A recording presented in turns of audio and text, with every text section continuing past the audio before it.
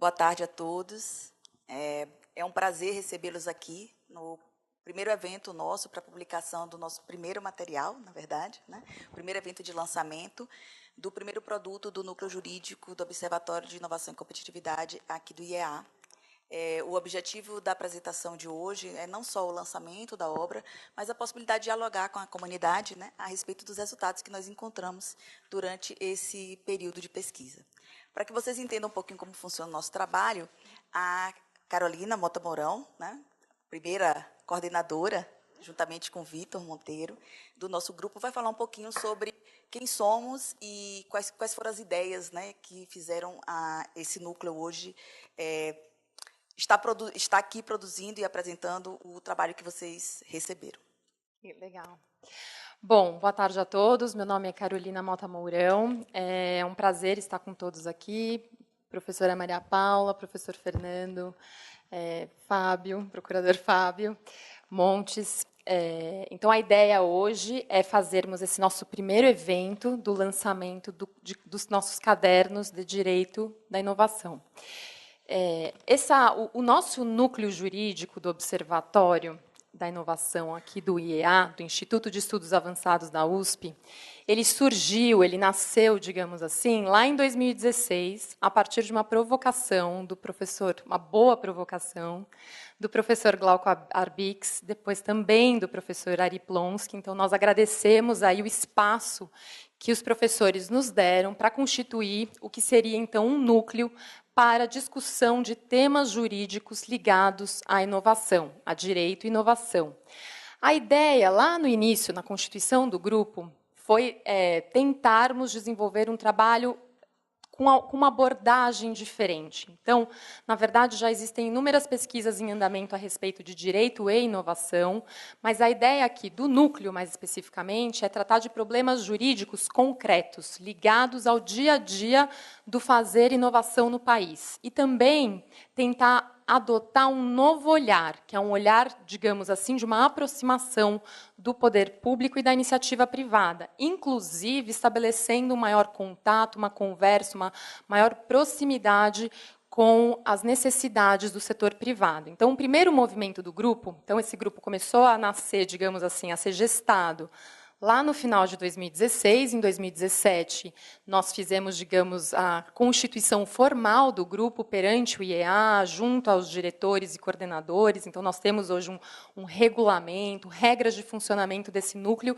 e de como as pesquisas são e serão desenvolvidas.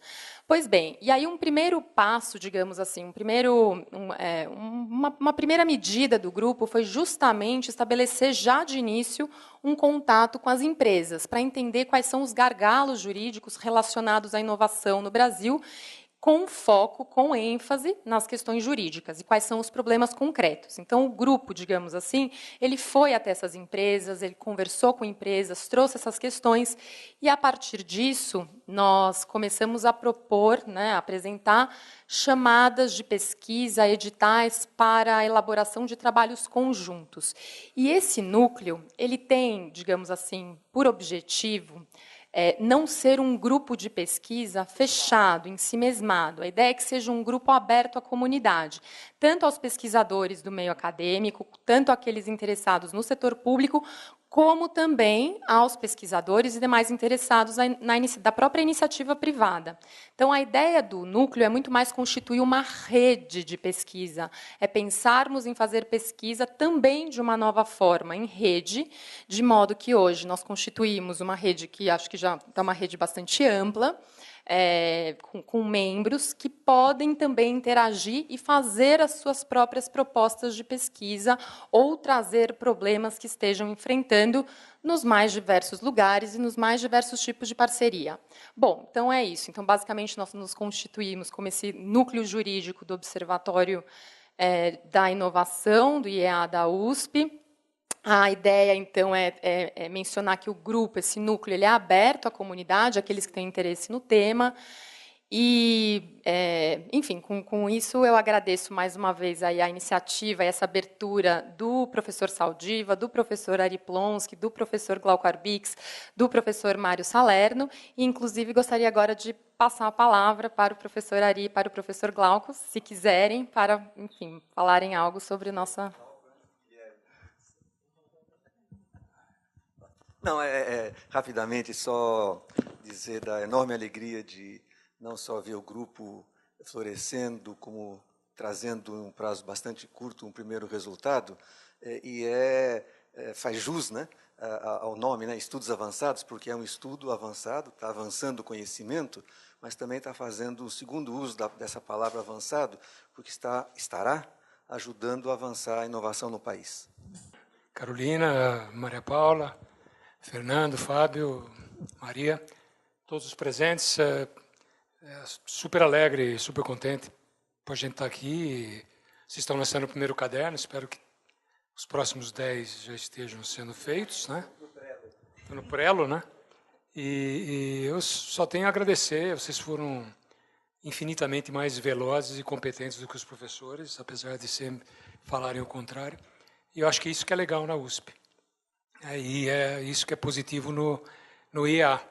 A abertura para quem quer trabalhar, para quem quer pesquisar, é sempre dada e vocês estão cumprindo isso de uma maneira excelente. Super obrigado pela presença de vocês, do público que está aqui. Eu vi o Vitor, não sei se ele está seguindo a gente pelo Skype. Um abraço a todos e eu tenho certeza que esse núcleo vai dar frutos bastante interessantes. Muito obrigado.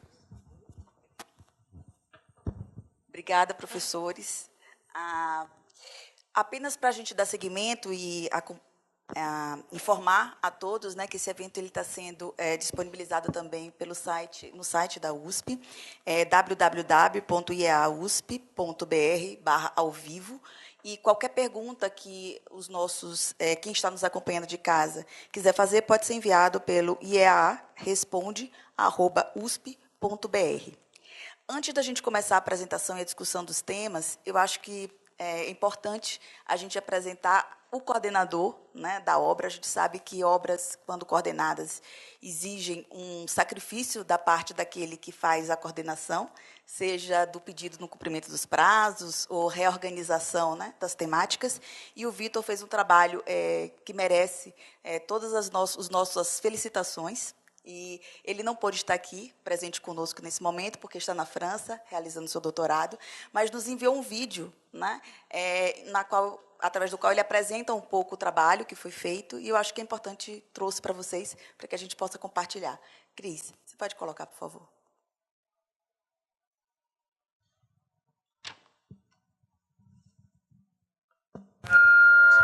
Inicialmente, gostaria de agradecer o interesse nesse trabalho, que é um trabalho que apresenta o primeiro resultado do Grupo de Direito e Inovação, do Observatório da Inovação e Competitividade do Instituto de Estudos Avançados da USP. É um trabalho, com certeza, com a cara do grupo, trabalho desenvolvido a várias mãos, que conseguiu reunir 16 pesquisadoras e pesquisadores, com uma diversidade de experiências no tema do direito e da inovação. É um trabalho que, no contexto do grupo, procura atender aos próprios anseios de criação desse grupo de pesquisa, na medida em que explora um tema na busca de soluções concretas para problemas jurídicos que não permitem com que a inovação deslanche no nosso país. Nesse contexto, a gente aproveitou o ensejo de publicação do Decreto Estadual número 62817, em setembro de 2017, que regulamentou, no âmbito do Estado de São Paulo, a Lei Federal de Inovação e a Lei Paulista de Inovação. Os pesquisadores e pesquisadoras envolvidos no projeto aproveitaram a novidade normativa e todos se dedicaram a examinar, no âmbito do capítulo sobre ajustes e incentivos à inovação, o que há de novo dentro da normatividade estabelecida, a partir de uma pergunta comum, que foi: quais são as oportunidades abertas pelo Decreto Paulista de Inovação para a interação público-privada, público-público, privada-privada. E acho que o resultado não poderia ser mais feliz e está agora a público para avaliação e crítica, na medida em que a gente conseguiu explorar talvez o que nesse capítulo especificamente foi trazido de mais intenso para promover um novo paradigma para a interação público-privada no âmbito do Estado de São Paulo sobre atividade de inovação. A gente conseguiu trabalhar com os temas que estão nesse capítulo, como seleção de parceiros, vislumbramos oportunidades para que particulares apresentem projetos ao Estado para desenvolvimento de atividade de inovação, mapeamos o que é de novo do ponto de vista de colaboração público-privada, por exemplo, a questão da participação estatal em SPS de inovação, ou mesmo para tratar da questão de interação Estado-startups, e o que foi admitido agora com a nova modalidade de ICT para a própria interação Estado e ICTs.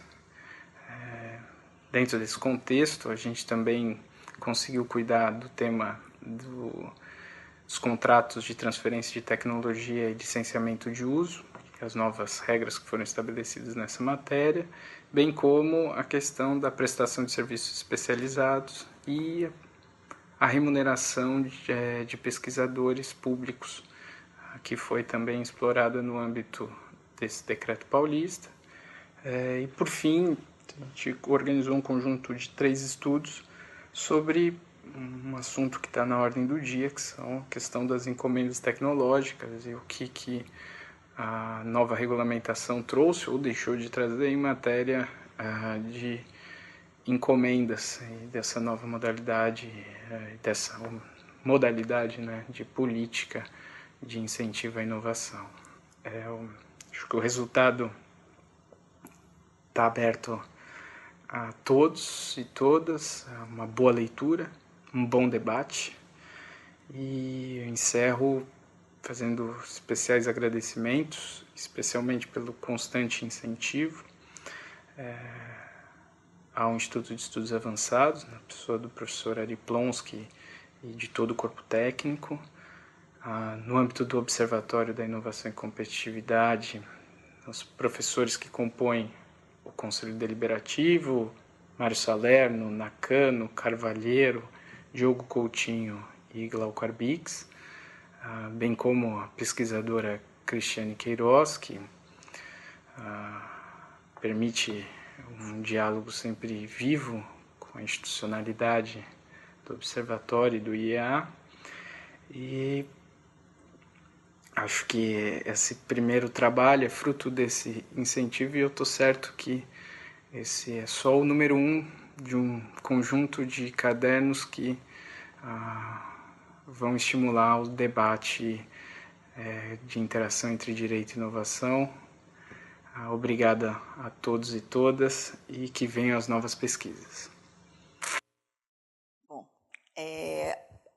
seguindo o gancho que Vitor me deixou, queria só informar para quem está nos vendo também que há uma chamada em aberto para o decreto federal para contribuições. Então, aqueles que quiserem enviar suas contribuições, nós reabrimos a chamada para receber esses trabalhos, essas proposições, na verdade, ainda de temas, até o dia 15, né, até o dia do feriado, dia 15 de novembro. Trouxemos hoje aqui, então, para a gente debater o trabalho do decreto federal, do decreto estadual, perdão, a 3 pessoas importantes na construção desse decreto estadual aqui em São Paulo. A ideia foi trazer a concepção e como nós interpretamos esse decreto uma vez publicado. Temos a honra de ter aqui o professor Fernando Menezes, professora Maria Paula e o procurador Fábio Montes, que vão falar um pouquinho para a gente sobre esse processo e o que isso, né, hoje tem como significado. Passo a palavra primeiro para Fábio Montes, graduado em Direito pela PUC, aqui em São Paulo, especialização em Direito Administrativo pela FGV e procurador aqui do Estado de São Paulo. Fábio. 10 a 15? Pode ser. Eu acho que eu vou falar bem brevemente. A gente separou aqui informalmente o que cada um ia falar. Eu acho que a ideia que ficou para mim é contar um pouco como foi o procedimento de elaboração desse decreto, né? Porque, enfim, o trabalho foi feito em cima dele, então teve vários pontos que eu achei que foram muito bem capturados em todos os artigos que foram escritos, muito bem escritos, aliás. A gente constituiu o grupo, foi lá na Secretaria de Desenvolvimento Econômico, e uma das primeiras reuniões foi qual que seria o objeto desse decreto, né? Porque, na verdade, o que precisaria regulamentar era muito pouco, né? Fernando, ele conversou comigo, a professora Dalari também. Então, o que precisaria mesmo deveria ser um artigo, sei lá, de 5, aliás, um decreto de 5, 6 artigos, o que foi combinado um pouco nas primeiras reuniões. Só que a gente viu que isso não iria resolver o problema, né? Porque, apesar de só precisar desses poucos artigos, sempre ia ficar dúvida qual lei seria aplicada, né? A lei federal, a lei estadual, algum artigo da Constituição, um artigo mais geral, e daí teria o decreto federal ou o decreto estadual. Então, apesar de não ser até, eu acho que a melhor técnica legislativa, acho que todo mundo concorda aqui, até a gente mesmo que fez parte do grupo, a ideia foi fazer um decreto estilo manual, né, para tudo que quem fosse atuar aqui no âmbito do Estado de São Paulo com o assunto pudesse olhar apenas para o decreto e fosse resolvido a maior parte dos problemas, né, com o que está no decreto. É óbvio que isso na prática acabou se mostrando impossível, teve um ou outro aspecto que não foi tratado, como subvenção econômica, algumas coisas nesse sentido, mas, em grande parte, eu acho que deu certo. E o que é engraçado, né, que a gente ficou em dúvida, será que a gente está detalhando muito, né, está muito manual mesmo, está muito engessado o decreto, e hoje em dia, eu acho que grande parte das proposições que vem, até de parte dos artigos, faltou coisa, né? Então, eu acho que a gente ficou no meio termo bom, dá para avançar ainda, mas eu lembro que, na época, nosso decreto saiu antes do decreto federal, e na época que a gente estava fazendo, eu tive acesso, inclusive, à minuta que eles estavam trabalhando lá no Ministério. Eles me mandaram, e estava bem parecido com o nosso, né? Óbvio que tinha algumas outras coisas, mas, assim, estava bem parelho. Mas aí demorou um pouco mais para sair o decreto, deve ter mudado a equipe, e eles acabaram fazendo o decreto realmente bem diferente, né? E até no âmbito agora da Secretaria de Desenvolvimento Econômico começam a haver demandas para rever o decreto, incorporar algumas coisas que estão no decreto federal e alterar aqui para a gente conseguir aplicar. Mas, enfim, esse era o plano de fundo. O nosso decreto saiu antes do decreto federal, por isso que tem algumas divergências. Não só por isso, né? Também tem coisas que são decisões políticas também, né? Cada um regulamenta a lei da forma que melhor aprouver. Aqui o governador do estado, às vezes, toma uma decisão no sentido, o presidente toma uma decisão no outro sentido. E, além disso, eu gostaria de destacar como foi o processo de elaboração, porque foi um processo muito participativo. Geralmente, a gente sabe que quando abre muito os grupos, né, acaba não dando resultado nenhum. Não é verdade? A gente abre para muita discussão e tal. Porque o grupo de trabalho foi constituído formalmente, eu acho que tinha uns 12 integrantes, mas as reuniões, às vezes, participaram 30 integrantes. Assim, as minutas foram sempre disponibilizadas para todos que nos pediram. Né, Fernando? A pessoa da Inova São Paulo, o pessoal, na época eu estava participando de um projeto de inovação aberta em saúde com o doutor Ari, eles também palpitaram, contribuíram muito. O pessoal da Secretaria de Governo, que não fazia parte do grupo de trabalho para a elaboração do decreto, também fez diversas contribuições que foram acatadas. Então, tudo, no mínimo, foi analisado, decidido em conjunto. Foi um ambiente assim, bem participativo, e eu acho que melhorou muito a minuta que a gente tinha do que saiu. Óbvio que depois entrou nos trâmites lá do governo próprios e passou para outros órgãos, algumas coisas foram alteradas, mas apesar do grupo ter sido bem aberto, eu acho que isso não talvez tenha atrasado em certo aspecto alguma parte, mas até a PGE mesmo, né, atrasou um pouco, Fernando, que a gente começou a discutir também internamente para evitar também que o que acontece sempre é que os decretos são feitos lá na pasta, depois na PGE passa, a gente não entende muito bem o que está acontecendo, muda tudo. Então a gente fez um trabalho também, acho que foi importante, né, Fernando? Apesar de ter atrasado alguns meses, foi importante para quando chegar na PGE também, tudo estava bem mais entendido. E outra coisa, e aí eu já finalizo para dar os parâmetros gerais de como foi feito o decreto, é muito difícil a gente regulamentar alguma coisa que não vivencia, né? E pelo menos no âmbito da PGE, a gente não tinha muitos casos passados por nós, e aí depois a gente vai conversando, porque falam que a PGE não deixava fazer isso, não deixava fazer aquilo, então acabava nem mandando, tem coisas que realmente eram efetivadas, mas sem o apoio da PGE. Então, isso tem um lado muito ruim, porque a gente não sabia quais problemas a gente iria enfrentar no futuro. Então, você faz um exercício um pouco de futurologia, tentando ler a lei e falar, bem, o que eu vou precisar quando for implementar esse artigo, e tenta prever e tenta colocar as coisas lá. Óbvio, né, que tem um debate grande, amplo, com todos os atores que atuam no setor, mas isso nunca é tão efetivo quanto alguém que trabalha dia a dia lá, não, eu já tive esse problema, vou resolver aqui no decreto, já tive esse outro problema, vou resolver no decreto. Isso, numa futura alteração do decreto, eu acho que vai ser bom, né, porque a gente já está começando a caminhar, já está começando a ter alguns problemas. E a ideia era essa mesma, era abrir uma trilha, né, para depois, com os problemas que virem tendo, depois, eventualmente, a gente alterar. Mas até foi bom nesse sentido, parece que teve um monte de coisa acontecendo que possibilitou que o decreto fosse feito, e acho que foi até bem feito, né, porque a gente, pelo menos, não fala de grandes problemas do decreto, óbvio que a aperfeiçoamento sempre vão caber, mas, assim, eu acho que as coisas estão funcionando. Foi o projeto de inovação aberta em saúde, né, Ari, que a gente trouxe muita coisa lá que estava acontecendo nesse projeto. Para quem não sabe, é um projeto que redundou num chamamento público para chamar parceiros para desenvolver um kit de diagnóstico de tuberculose. Então, tudo que a gente foi pensando nesse projeto, a gente foi tentando incorporar no nosso decreto. Como, por exemplo, o chamamento público, quais são as hipóteses, como que vão ser os termos do chamamento público. Então, é óbvio que né, foi um projeto só acontecendo, acho que tem muito para caminhar ainda, mas acho que isso foi bem benéfico para o nosso trabalho. E, bom, basicamente eu acho que é isso, eu vou depois abrir aí para se alguém tiver alguma dúvida, mas só queria expor um pouco do pano de fundo aí que foi elaborado o decreto e parabenizar pelos trabalhos que eu vi, foram muito bem elaborados. E o que foi interessante para nós, né, a gente nunca sabe como vão ser lidos, todos os problemas mesmo que a gente pensou foram os pontos mais sensíveis que foram trazidos, né, nos textos. Isso eu acho que é bom. E até uma visão crítica, né, que às vezes é colocada para a gente, né, super bom, e pode aproveitar no futuro para ver se consegue alterar alguma coisa nesse sentido.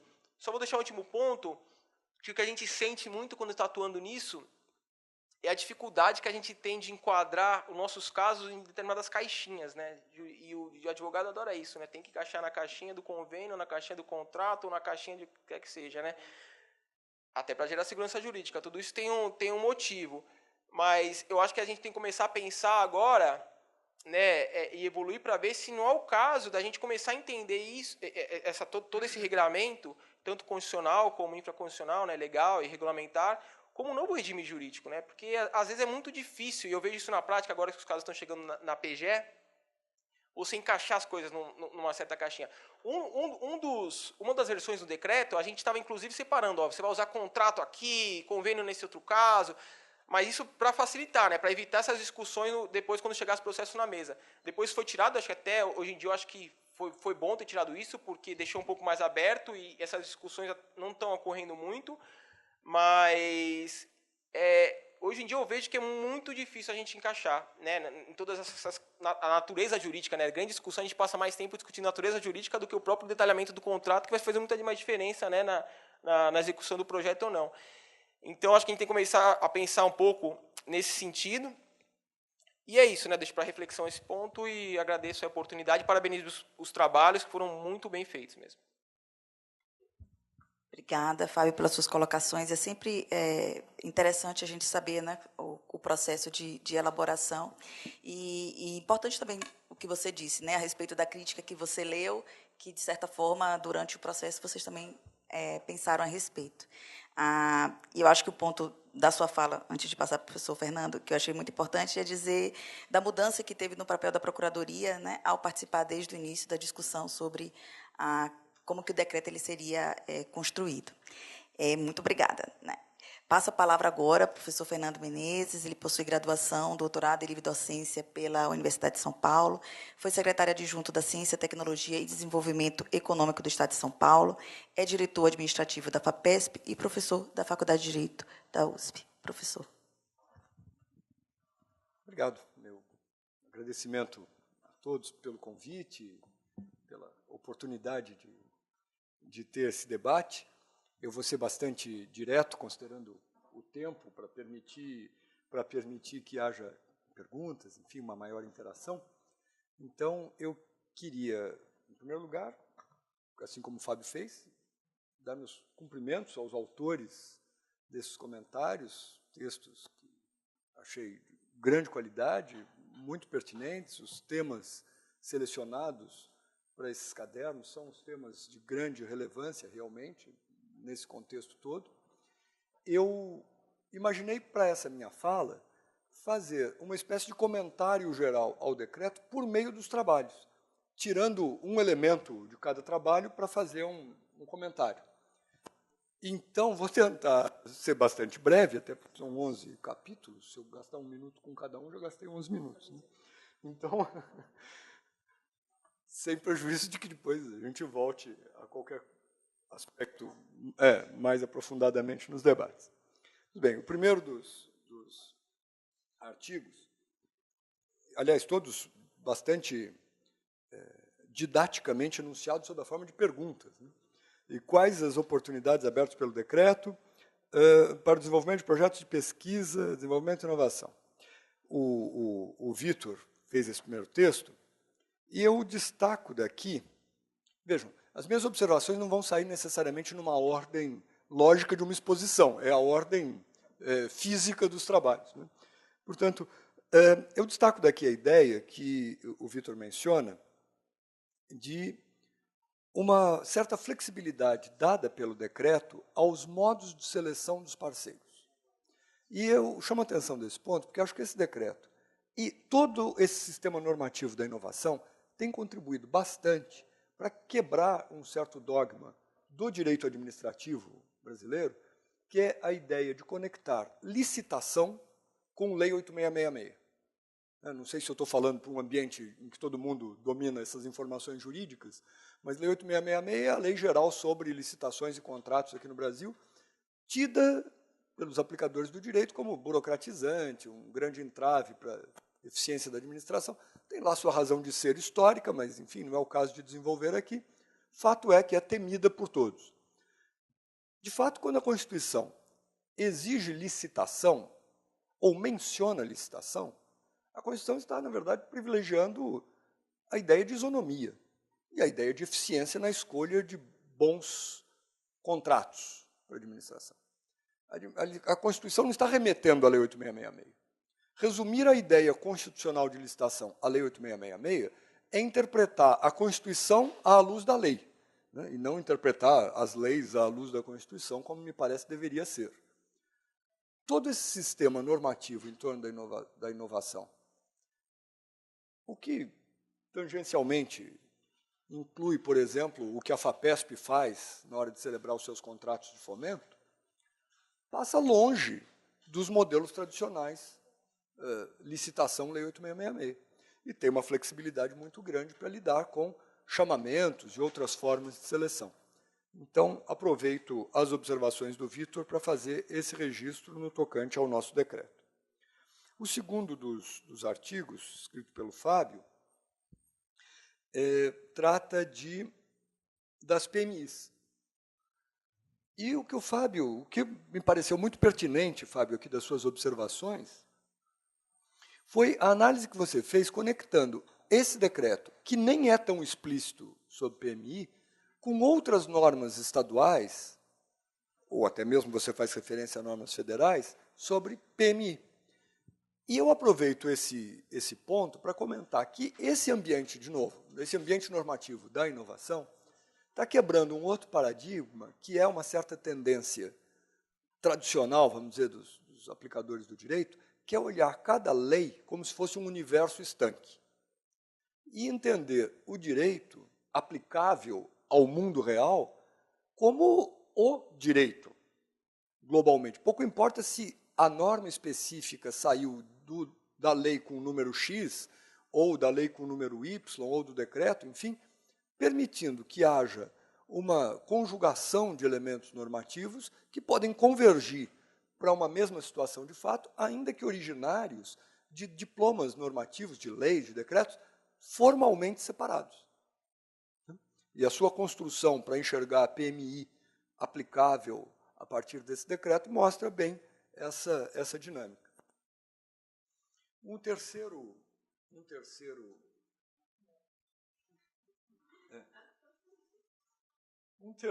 trabalho do Rodrigo, quais oportunidades e limites da cooperação público-privada previstas no Decreto Paulista.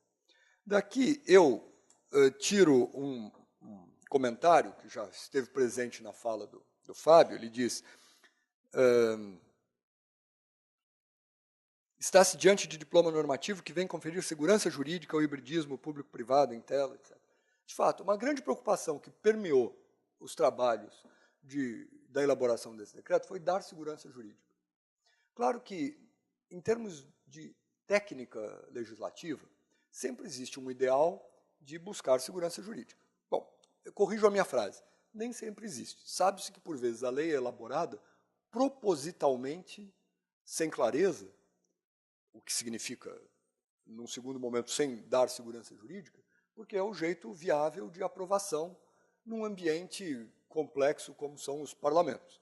Então, por vezes, o consenso se faz em torno de algo que propositalmente não é claro, porque posterga-se a discussão e cada um se entende contemplado por aquilo que, na verdade, diz muito pouco. E o problema fica para o decreto, ou, pior ainda, em termos de segurança jurídica, o problema fica para a cabeça de cada juiz ou para a cabeça de cada tribunal de contas. No caso aqui, eu diria que o, entre aspas, legislador se preocupou efetivamente com enfrentar os assuntos e trazer segurança jurídica. Claro, isso nunca chegará a uma situação de não haver dúvidas, mas foi uma franca tentativa de trazer para dentro de um mesmo texto, ainda que abrindo mão do que seria a técnica mais ortodoxa de redação de um decreto, trazer elementos da lei federal aplicáveis a São Paulo, elementos da lei estadual, obviamente, aplicáveis a São Paulo, e outros elementos pertinentes ao plano infralegal para dar um conforto ao operador que vai aplicar esse decreto nas diversas instituições de pesquisa sobre o que deva fazer. O quarto artigo da Carol trata de um tema que também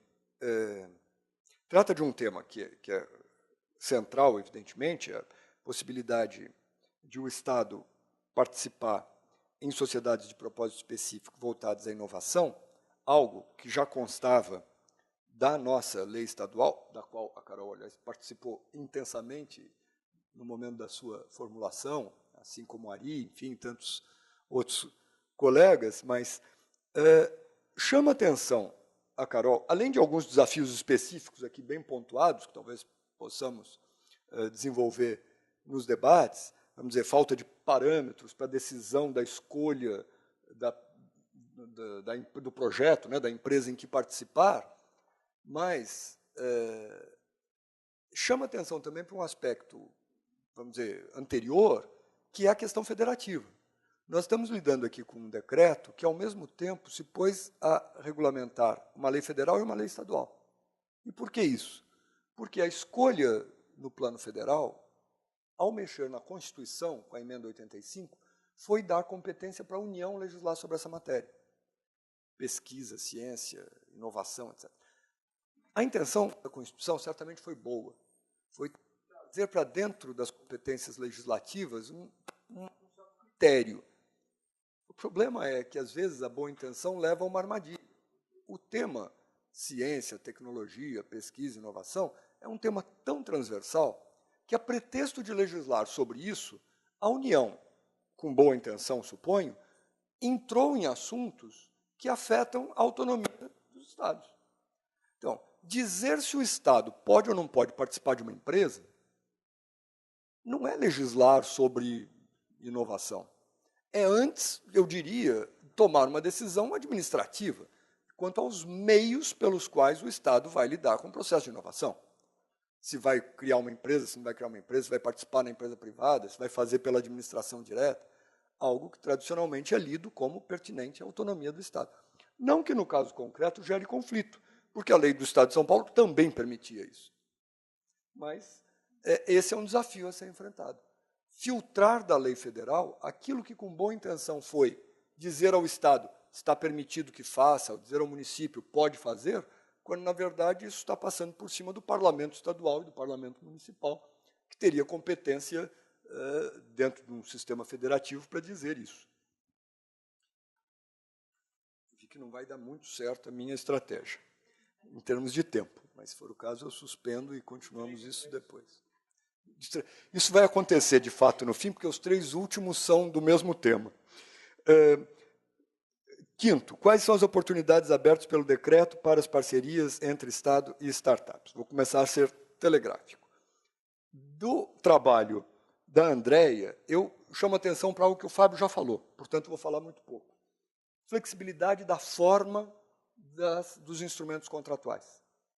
O decreto teve essa preocupação de mapear formas possíveis, mas não fixar a aplicação da forma por hipóteses concretas. Quer dizer, há linhas gerais, há uma espécie de um cardápio disponível e há uma razoável flexibilidade de escolha das formas. Depois, o Daniel e a Lucimara tratam de oportunidades abertas pelo decreto na parceria do Estado com as ICTs.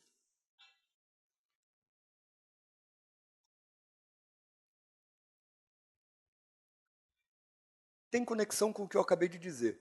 O texto deixa claro como o decreto deu flexibilidade para o Estado criar relações internas no âmbito da administração pública que não seja pela tradicional figura do convênio, que muitas vezes gera, sabemos pela prática, dificuldades de aplicação, até por uma remissão que inevitavelmente acaba caindo no tratamento dado à matéria pela Lei 8666. O 7º trabalho, quais oportunidades abertas pelo decreto para as ICTESPs prestarem serviços com remuneração a pesquisador. Outro tema que já estava presente na nossa lei de inovação, na lei federal, é a flexibilidade para que pesquisadores públicos, de instituições públicas, possam desenvolver atividades ligadas à inovação junto a parceiros privados, mas tendo algum tipo de estímulo pessoal, né, algum tipo de possibilidade de remuneração. Para isso, eu chamo a atenção de um aspecto que consta aqui do texto e não foi resolvido pelo decreto, que é o fato de ainda haver obstáculos que o decreto não consegue resolver, nem conseguiria mesmo, por força de leis mais específicas da carreira de cada servidor. Então, se na Universidade de São Paulo o regime de trabalho dos professores tem algum entrave, o decreto não consegue resolver esse problema. Nem estou dizendo que tem. Um exemplo hipotético. Se os pesquisadores que integram aquela carreira do Estado de São Paulo, dos institutos de pesquisa, têm uma exigência de dedicação exclusiva, não é esse decreto que resolve. Essa, portanto, é uma questão necessariamente ainda em aberto. E o 8º trabalho da Maria, sobre transferência e licenciamento de tecnologia, chama atenção para o fato de que todo esse ambiente da inovação, normativo da inovação, é muito favorável a essas aberturas dessas possibilidades, mas o que talvez seja um desafio ainda a enfrentar é estimular que agências de fomento que estão na base, vamos dizer assim, estão no motor financeiro das pesquisas, de certo modo, criem mecanismos indutores de que essas pesquisas cheguem a uma aplicação propensa a gerar propriedade intelectual. Eu acho que existe pouco estímulo para que isso aconteça. Existe uma proteção prevista para quando acontece, mas existe pouca indução para que isso aconteça. Não é o decreto que vai fazer isso, Ele cria um ambiente favorável para as transações econômicas envolvendo a propriedade intelectual. Mas eu diria que falta essa indução. E, por fim, os 3 últimos trabalhos, que eu vou acabar resumindo num comentário só, mas sem nenhum desprestígio a eles, envolvem o tema das encomendas tecnológicas e dos contratos de risco. Chamo a atenção, portanto, de que é uma tendência inovadora, sem querer fazer trocadilho com a ideia da inovação do decreto, explicitar que a administração pode contratar com riscos, especificamente com riscos tecnológicos. Porque isso é outro temor de qualquer gestor público, de ser censurado por órgãos de controle, por ter, entre aspas, causado um prejuízo para a administração ao assumir um contrato que não chegou num resultado esperado. Quando, nessas circunstâncias aqui, o resultado, pela sua própria natureza, não é esperável, é desejável, mas o simples percurso é mais desejável num primeiro momento do que o resultado. É o fato de se estar trabalhando para desenvolver o conhecimento, desenvolver uma aplicação do conhecimento. A tentativa e erro faz parte do processo. E isso fica bem acolhido. Tem até um ponto que é levantado num dos artigos que depois eu mesmo gostaria de debater. Porque um dos artigos sugere que o decreto deu uma leitura, no artigo 52, para a forma de remuneração desses contratos, que eu mesmo não estava lendo. Como se o decreto tivesse vinculado pagamentos a etapas de cumprimento, mas numa lógica assim, de medição de cronograma físico-financeiro. E não foi o que eu li do decreto. Mas, enfim, é algo que talvez possamos depois debater para entender melhor. Muito bem, muito obrigado mais uma vez. Desculpem por essa acelerada final. Nós que agradecemos, né, o cuidado com que cada artigo foi lido, os comentários. Enquanto autora, só tenho a agradecer. Realmente era esse diálogo que a gente estava buscando quando fizemos o convite. Passo a palavra, então, para a professora Maria Paula Dalari Bucchi, possui graduação, mestrado, doutorado e livre docência pela USP, foi superintendente jurídica da USP, onde exerceu a função de procuradora-geral, foi secretária de Educação Superior do Ministério da Educação e consultora jurídica do MEC. Professora, a palavra. Muito obrigada. Boa tarde a todas e todos. Eu quero dizer que, para mim, é uma alegria estar aqui. Agradeço em nome da Carolina Mota Mourão, agradeço todos os amigos do Núcleo de Inovação do IEA. É uma alegria estar presente com o nosso inspirador e o nosso guru, o professor Ari Plonsky, né, de tantas histórias, professor Glauco, doutora Márcia Valquíria, que foi procuradora-geral da universidade, enfim, tantos e todos os amigos e amigas aqui. Nós tínhamos dividido, eu pedi até para falar por último, porque eu vou tocar em pontos que não foram tocados, né? Eu cumprimento o Vitor, e na pessoa dele todos os autores. Eu acho que é um produto importante esse trabalho, esse livro, e acho até que eu não vou enaltecer o livro, eu vou enaltecer o formato de cadernos. Eu acho que tem razão o Glauco quando fala de encomenda de mais 10, não no sentido da produção, mas eu acho que tem uma das coisas interessantes desse trabalho é a contribuição que ele traz para se produzir uma massa crítica em matéria de direito da inovação. E aqui eu quero marcar uma coisa que, nos anos 90, quando eu fazia meu doutorado, era uma abordagem que o professor Fábio Comparato usava, e eu acho que é absolutamente pertinente. Ele fazia uma distinção entre direito ao desenvolvimento e direito do desenvolvimento. O direito ao desenvolvimento é alguma coisa a que se aspira e a qual nós vamos chegar por meio do direito. E o direito do desenvolvimento é aquele que enfeixa as rotinas, os pensamentos jurídicos, as normas, as práticas, as interpretações. E, sob a Constituição de 88, agora que nós estamos festejando o seu 30º aniversário, uma das coisas que aconteceu é o florescimento de vários direitos Eu trabalho muito especificamente com o direito da educação, que não é sinônimo do direito à educação, o direito da saúde. E o direito da inovação, ele vem nessa mesma linha. Tem um universo que precisa ser criado, que precisa ser estabelecido, uma abordagem própria, um tipo de interpretação. Eu já tive oportunidade de falar com o Vitor, que eu acho que existe nós poderíamos caminhar para um regime jurídico da ciência e tecnologia, que não é uma criação do zero, porque isso não ia dar certo. O que é o regime jurídico da ciência e tecnologia? É a consolidação de práticas peculiares ao universo da ciência e tecnologia. Por exemplo, as práticas contratuais da FAPESP, que há muito tempo outorga recursos financeiros individualmente e não fez nem licitação, nem chamada pública, e aquilo se consolidou, aquilo se legitimou. Aquilo podia ser lido e registrado como parte desse regime jurídico da inovação. Eu acho que os cadernos de direito e inovação, e eu espero que esse seja o primeiro, e cumprimento eu acho que tem um formato muito adequado para isso. Eu cumprimento o resultado e eu vou destacar algumas coisas. O fato de ser, então, um veículo despretensioso, esse caderno com a ideia de que, assim, com relativa simplicidade, se poderão fazer outros cadernos. Eu acho bastante preferível a fazer livros e coisas mais consolidadas. A ideia de que esse caderno fica disponível pela internet e é disponível para consulta. A gente sabe que tem um universo, né? Eu mesma já fui com o Fernando e com o Fábio, já fizemos um roadshow aqui para comentar esse decreto, essa legislação, uma boa meia dúzia de vezes. E tem uma comunidade que é a mesma, que é uma comunidade que demanda. São os advogados, vários de vocês são advogado da FINEP, advogado da Unicamp, né? A Márcia, procuradora da Unesp agora, nós éramos procuradores da USP. Tem um mundo que gravita muito em torno do universo público, que demanda, que tem questões, que tem problemas e precisa dessa base jurídica. Então, ter os cadernos e ir produzindo esse material, eu acho que é da maior importância.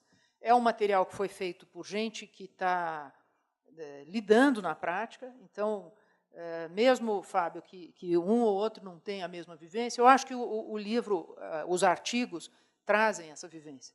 Então, outro cumprimento que eu queria fazer, e aí, reiterando o que disse o Fernando, é pela escolha dos temas. Ele não é um livro óbvio, ele toca em coisas novas. PMIs, PMS, e fazer essa ponte, que eu também ia destacar, com a lei das organizações da sociedade civil. Uma coisa interessante e dá ideias para quem está ali na base e precisa dar um formato jurídico para as demandas que chegam. Outra coisa que eu tinha selecionado, a questão das SPS. Embora eu ache, já tive a oportunidade de falar isso com a Carolina, que é o tipo da solução que me parece muito complexa. E aí, daqui a pouco eu vou falar. Uma vez ela me perguntou se eu achava que devia usar. Eu tenho entendido que a solução contratual, em geral, é muito mais viável. E aqui eu já deixo a sugestão de que algum caderno trate de contratos em geral, porque há material para contratos, e que considere experiências que já foram adotadas. Modelos bem-sucedidos, registrando isso. Outro tema, então, as SPS, aí é um olhar que eu vou propor. Acho que o decreto é importante, toda essa legislação é importante, mas a demanda que vai vir para a comunidade jurídica, ela está só iniciada. Então, esses cadernos eles são bons porque eles dão organicidade para essa rede, eles dão, né, materialidade, o trabalho está aqui, mas isso é base para um trabalho ainda que pode ser mais ambicioso, eu daqui a pouco vou falar um pouco sobre isso. Eu também ia comentar, assim como o Fernando, a importância de um artigo que foca o risco. E o risco, no mundo do controle, é um verdadeiro tabu. Então, colocar isso, tirar essa norma da regra escrita, da norma escrita, para uma prática, vai demandar muita motivação, vai demandar a produção de uma justificativa muito bem feita, e nós sabemos que na ponta, aqueles que lidam na prática com isso, não sabem fazer. Uma das encontros que nós tivemos foi lá no IPEM, se vocês lembrarem, e isso foi dito. A gente falou, e depois, quando os pesquisadores falaram, ficou muito claro que tem um abismo, que a linguagem é outra, eles não entenderam qual é a demanda do mundo do controle. Então, aqui tem uma avenida para ser explorada. A questão da encomenda tecnológica, um outro ponto que também ia comentar, que está no artigo justamente da Márcia, esse problema da remuneração do pessoal. Esse é um artigo que está, desde a Lei de Inovação, na redação original, em 2004, já estava previsto. E nunca foi tirado do papel, porque ele esbarra na legislação própria de pessoal. Então, isso vai ter que ser construído, a interpretação tem que ser construída, e isso esbarra na questão mais operacional. Como é que paga, como é que é o recibo? Eu tive vivência disso e eu sei que aí é que está a grande barreira. Então, esse tipo de produção que não se esgota nesse livro, estou imaginando que esse livro inaugura, então, outros cadernos, e que eu acho que eles podem ser feitos assim. São artigos despretensiosos, curtos, eu acho que é um formato muito adequado, eu gosto muito da ideia de oportunidades, então eu acho que isso é um caminho a explorar. Eu estava me lembrando que eu, em 2003, passei pelo CAD, pela Procuradoria-Geral do CAD. E em 2004, quando chegou na presidência do CAD a professora Elizabeth Farina, que é daqui da FEA, uma das coisas que ela fez, e que foi uma coisa muito bem feita, foi fazer seguidos seminários para membros do Judiciário, do Ministério Público. Ninguém sabia o que era a legislação da concorrência. E a legislação da concorrência, àquela altura, com aquele formato, já tinha quase 10 anos.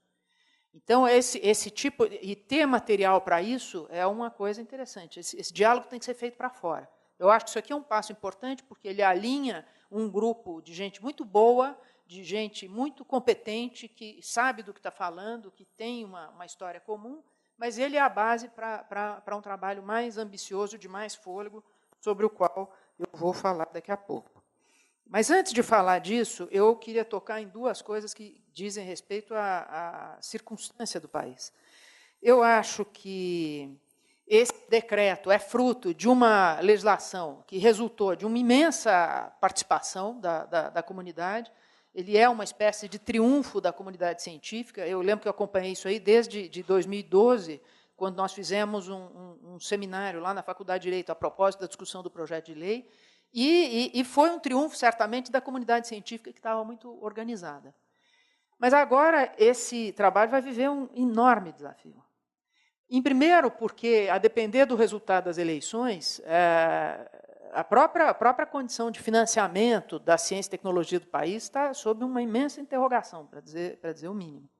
Então, a capacidade do poder público de ser o protagonista nesse papel, ela está sob risco e ela está sob uma grande interrogação.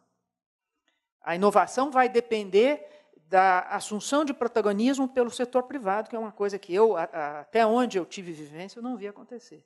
Ouvi muito pouco, e nós comentávamos agora há pouco com o Eduardo que o que eu tinha visto, quando eu circulava mais e acompanhei a criação de vários parques tecnológicos, era a parte privada era feita por emulação. Na verdade, era o poder público que fazia tudo, a prefeitura, o governo do Estado, ele destacavam segmentos, destacavam recursos, algumas pessoas, e aí arranjava uma forma jurídica de direito privado. Mas, na verdade, era tudo poder público. Era poder público de um lado e poder público de outro.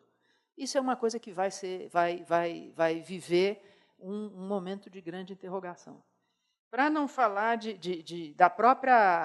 da própria situação das universidades, que eu compartilho com vocês a minha preocupação. Eu acho que nós vivemos ontem a investida do Tribunal Regional Eleitoral sobre várias universidades.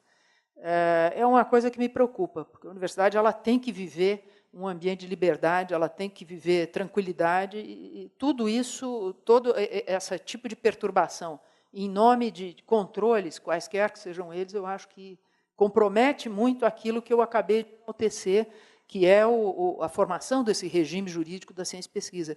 E ele foi feito, esse regime jurídico, porque as universidades, em geral, a comunidade de ciência e pesquisa, ciência e tecnologia, sempre soube usar a sua própria responsabilidade.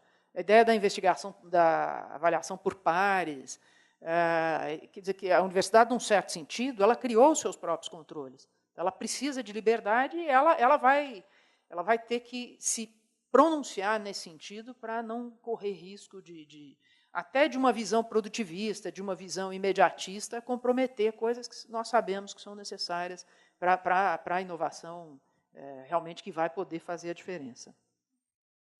Uma outra consideração de caráter geral que eu queria fazer é relativa ao papel do direito. Então, falei do papel do poder público, que eu acho que vai ser posto em questão, o papel da universidade vai ser desafiado profundamente, e o papel do direito.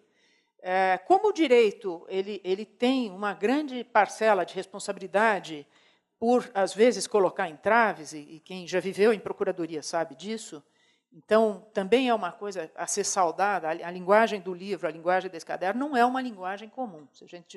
Os nossos colegas em procuradoria, muitos deles não têm essa facilidade de escrever, e aí, nesse sentido, quando o Vitor usa no artigo dele, ele diz que esse livro tem um papel discursivo, eu endosso essa opinião.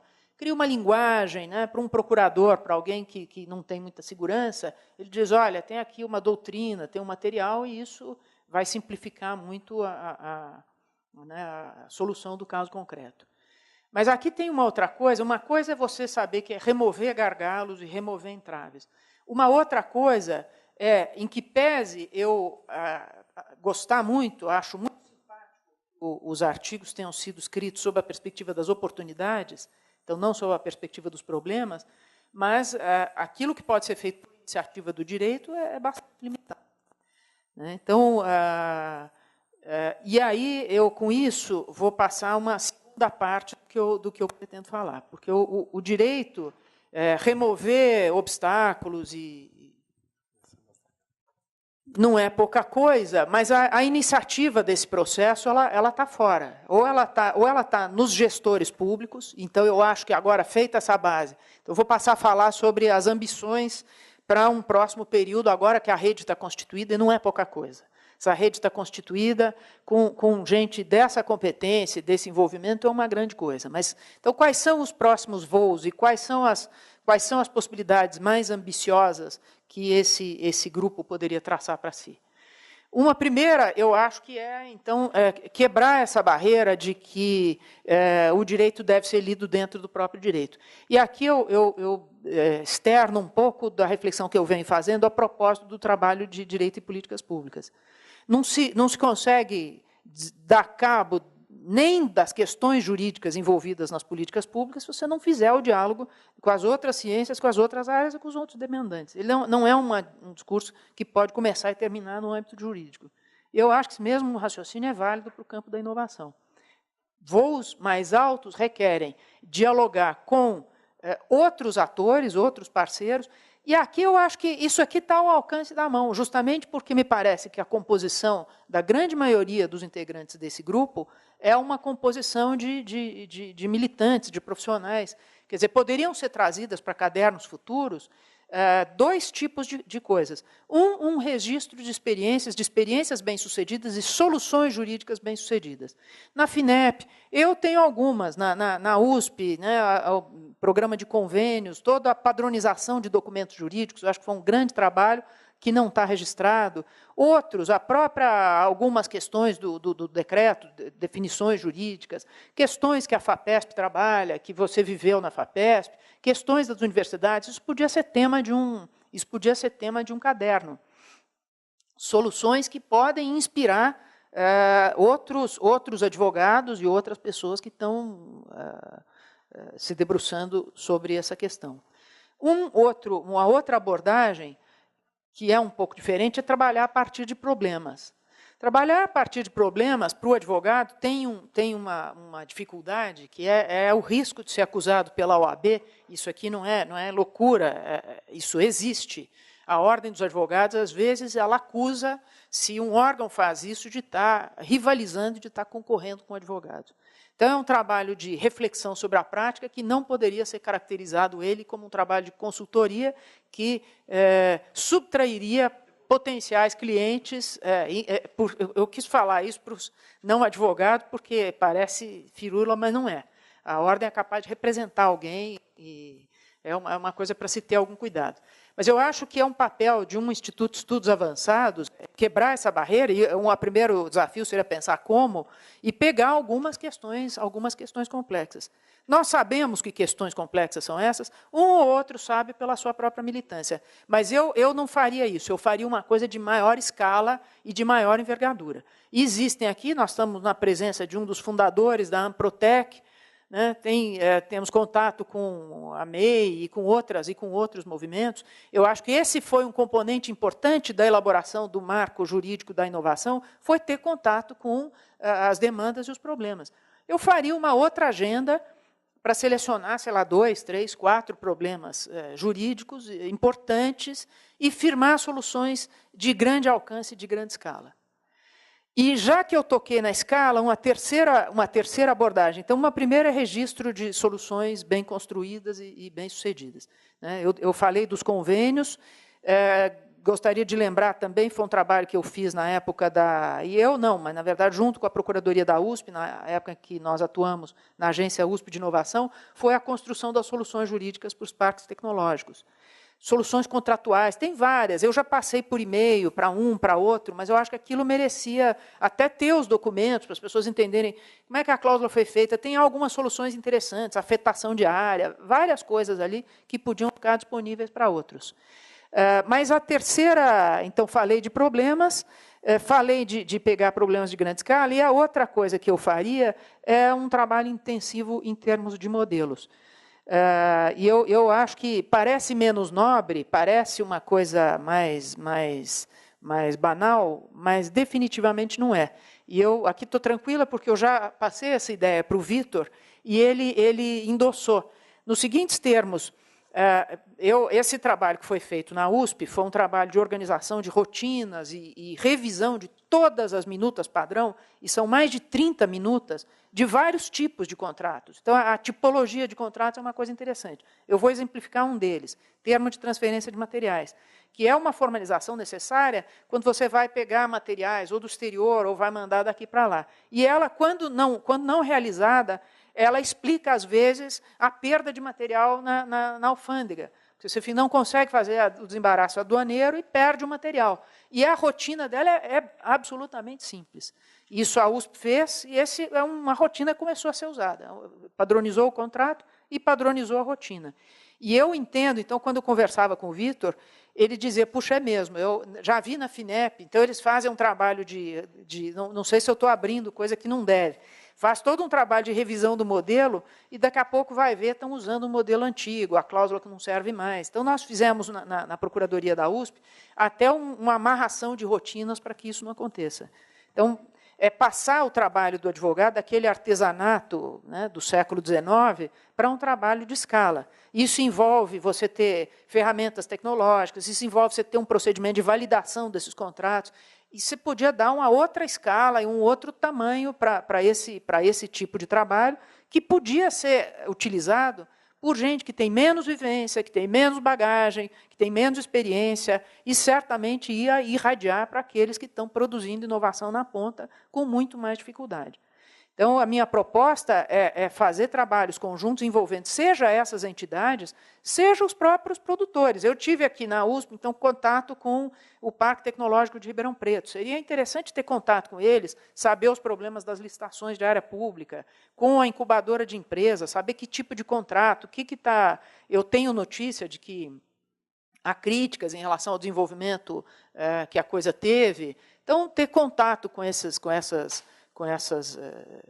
setores, esses demandantes, e poder fazer uma agenda de problemas, que seria dividida em partes para dar origem a cadernos. Com tantos cadernos, aí, quem sabe a gente chega nos 10 cadernos do professor Glauco, porque tem material aí para bastante caderno. Pequenos, sem grande pretensão, publicados na internet, e que vão disseminar e fazer essa cultura jurídica que outros fizeram em outros campos, e que foi assim que se desenvolveu, né, a base jurídica de campos para as quais essa base era necessária. Então, termino cumprimentando, acho que esse trabalho é importante, acho que todo o meu comentário deixa isso muito claro, e fazendo votos de muito sucesso, que esse trabalho seja o primeiro de outros que vão ter um papel importante, ainda mais nesse período agora. Muito obrigada. Obrigada. Eu acho que, em nome de todo o núcleo jurídico, agradecemos todas as sugestões. Certamente nós vamos avaliar. Há muito espaço de contribuição, né? Num campo que ainda está se... Tem muita coisa já escrita, certamente, mas ainda há muito ao que fazer, sobretudo para, como você bem pontuou, né, dar uma segurança para aquele que está na ponta, né, e que precisa de uma doutrina ou de ter acesso a exemplos bem-sucedidos de como proceder. Eu acho que é chegar dessa fase. Aproveito a oportunidade, antes de passar a palavra para as perguntas, falando sobre o segundo caderno, né, que deve sair no ano que vem, a chamada que está sendo reaberta sobre o decreto federal. Aqueles que quiserem enviar suas contribuições, as suas sugestões, a oportunidade vai ficar aberta até o dia 15 de novembro. Nesse momento, a gente vai selecionar os temas que foram enviados, vai repassar para os autores, de modo que não tenha nenhum tipo de conflito, né, entre os temas que foram propostos, nem sobreposição. Então, passo imediatamente, então, palavra para os nossos convidados. Quem quiser fazer uma pergunta, eu acho que o microfone já está à disposição.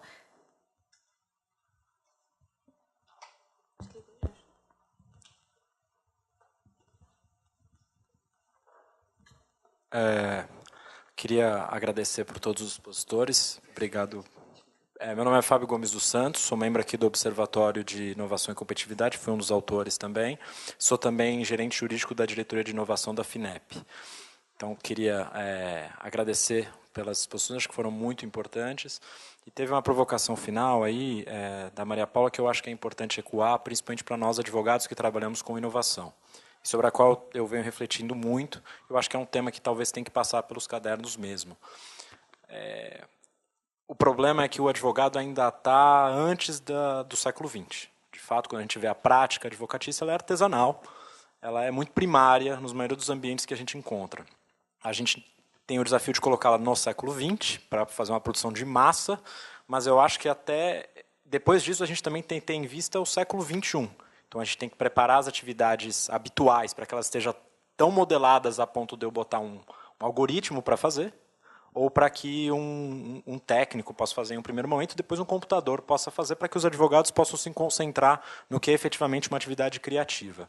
Então, acho que, para todos nós, eu gostaria de compartilhar isso com os colegas, e eu sinto que esse é uma tarefa que às vezes a gente considera menos nobre, principalmente quando a gente está gerenciando um escritório, gerenciando um órgão público, uma empresa, mas ela não tem nada de menos nobre, e eu acho que essa é uma transição que a gente tem que se preparar, e tem que se preparar para a automação da nossa atividade, e tem que se preparar para fazer uma gestão mais ousada, de fato, entrando aí onde a gente tem que gastar energia, e não gastando energia como a gente gasta nos órgãos burocráticos, com pequenas coisas, pequenos detalhes, visto que essa fase já foi superada, ou pode ser resolvida aí por um algoritmo. Deus espere. Tá? Era mais um comentário do que uma pergunta.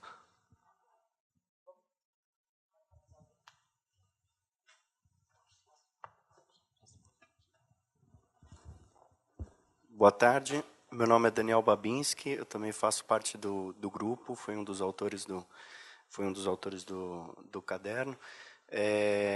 O que me chamou a atenção, e eu acho que tem uma fala do professor que pontuou isso, acredito que essa questão da legislação federal ser ao mesmo tempo nacional, federal, é uma questão de relevo, né? Porque, mesmo embora agora com novo decreto regulamentador federal, é possível verificar algumas sobreposições ou algumas incompatibilidades, né? Eu trago um exemplo bem específico. Aqui no Sistema Paulista de Parques Tecnológicos, se exige que a entidade gestora do parque não tenha fins lucrativos, coisa que no decreto federal é possível. Né? Inclusive, se prevê a possibilidade de serem empresas. Né? A gente sabe que isso tem uma razão de ser pelo fato justamente de evitar uma licitação 8666 para que seja feita isso, mas que, por outro lado, também não responde às necessidades do parque. Eu tenho um exemplo do Parque Tecnológico de São José dos Campos, que é uma OS, é uma associação civil que faz a gestão do parque, mas que após 5 anos teve que passar por uma espécie de um chamamento público, correndo o risco de não ter continuado sua atividade, sua gestão à frente do parque, pelo fato, enfim, de se abrir uma espécie de empreendimento licitatório, um certame, vamos dizer assim. Né? Mas eu acho que fico feliz que o procurador mencionou a possibilidade de haver revisão, inclusive, né, à luz do decreto federal, porque eu acho que há ainda espaço para avanços, principalmente nessa questão da gestão dos parques, porque o decreto federal foi bastante extenso, né, em tratar essa questão, sobretudo da cessão de espaços públicos, etc., que era uma questão muito atacada pelo Tribunal de Contas.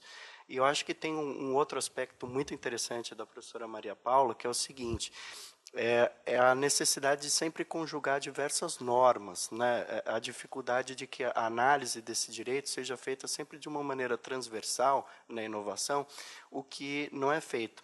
me ocorreu um exemplo ultra recente, né, semana retrasada, no Tribunal de Contas da União, ao tratar das PDPs, né, as parcerias de desenvolvimento produtivo.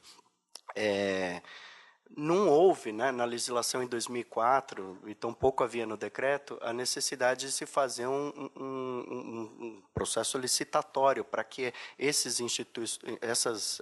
instituições públicas se relacionassem com os parceiros privados para o desenvolvimento de medicamentos, né? Mas fiquei pasmo saber que foi uma determinação do TCU, a suspensão de um contrato, na verdade, imediata suspensão de um contrato, acumulada com uma contratação emergencial com o mesmo parceiro, né, dada a necessidade da continuidade do fornecimento do medicamento, mas em razão justamente da ausência de um certame, ou de uma escolha. Até, na verdade, para ser honesto, ele usa a palavra chamamento público, né? Quando, por exemplo, o decreto de 2018 federal diz explicitamente que não, no artigo 38, que não precisa ter chamamento público, né, que essas instituições, para os acordos de parceria, poderiam escolher livremente seus parceiros a partir de afinidades tecnológicas, comerciais, etc. Mas o que chama a atenção é que eles fazem o link é o seguinte: as PDPs estão previstas em determinado inciso que dispensa licitação na 8666, logo há uma espécie de um beijo da morte com toda a legislação 8666, então, necessariamente, era preciso se prever algum mecanismo, né, de chamamento público, né, um mínimo, né, de certame, ao invés de conjugar com a legislação específica, né, da inovação, que é o que prevê explicitamente que não era necessário, né. Eu acho que o professor Diogo Coutinho, em texto, né, ele sempre menciona essa dificuldade da transversalidade do tema, que obriga o operador justamente a conjugar diversas normas, né. Isso acaba sempre sendo entrave, né? Então, por isso que eu acho que é interessante essa espécie do decreto manual, como foi colocado, porque, de certa forma, homogeneiza um pouco, né? Dá um norte um pouco mais claro para o operador, né? Ou seja, vou utilizar essas normas, né? Enfim, era um pouco para ouvi-los mais a esse respeito. Pode fazer uma primeira rodada. Vou comentar especificamente sobre o chamamento público, que eu acho assim, a gente critica eu próprio, né, muito a Lei 8666, só que se a gente for ver, muito das críticas que a gente faz são amarras que nem estão na lei, né? A nossa leitura, principalmente do jurídico, né, não só dos procuradores, né, mas como de todos, né? Tem muita coisa que não está lá, né? Inexigibilidade, se você for ver, é um rol exemplificativo. A gente poderia falar que coisas que razoavelmente são inexigíveis, só que o entendimento aí unânime de toda a área jurídica é que inexigibilidade são só casos específicos que praticamente não cabem nunca, né? Só quando está em um dos incisos, né? Então, são amarras que a gente próprio nos coloca, né? Porque, por exemplo, um chamamento público. Aí vamos tentar olhar para o lado do Tribunal de Contas. Às vezes, ele não quer que tenha uma licitação. Ele quer falar, você ouviu outros atores, por que você escolheu essa pessoa e não a outra? Não é porque a gente também, né, a leitura que a gente faz das coisas. Por exemplo, no caso das OS, aqui na lei estadual, a gente fala também de chamamento público, né? Tem a lei federal também, mas especificamente da lei estadual. Mas ela não fala que você tem que ter um julgamento como se fosse uma licitação técnica e preço, né? Se tivesse pontuação e tal, e não é isso.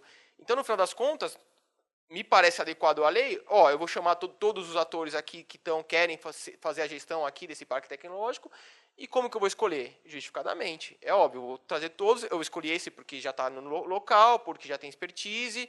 Agora, se outro vier me apresentar um projeto muito melhor, vai ser difícil eu afastá-lo, né? Então, eu digo, às vezes as amarras nós próprios nos colocamos, né?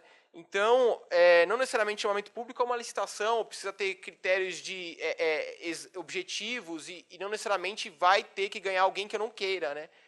Eu imagino, eu tenho essa leitura, e aí é pessoal, né? Não é institucional, porque eu sei que, né, o jurídico é um consenso que não, você tem que fazer uma coisa mais objetiva possível, porque o subjetivismo é proibido, né, na área de direito administrativo. E ainda mais o negócio, né, a negociação. A negociação também é proibida, né? E olha que engraçado, no decreto a gente fala de diversos pontos de negociação. Então a gente está enfrentando aqui tabus, né? Então eu acho que uma hora a gente tem que enfrentar e tem que falar, vamos pagar para ver. O que a gente fez lá no projeto de inovação aberta de saúde, né, Ari, veio a primeira minuta de chamamento, né, para ouvir quem queria desenvolver um kit de diagnóstico de tuberculose. Veio também aquela questão assim de recurso, de edital, sabe, são coisas até que intuitivamente te remetem à Lei 8666, de pontuação, critérios. Eu na época, estava acompanhando pela PGE, falei, não, gente, vamos tirar tudo que, apesar de não ser só referente à Lei 8666, traz essa bagagem até dos órgãos de controle.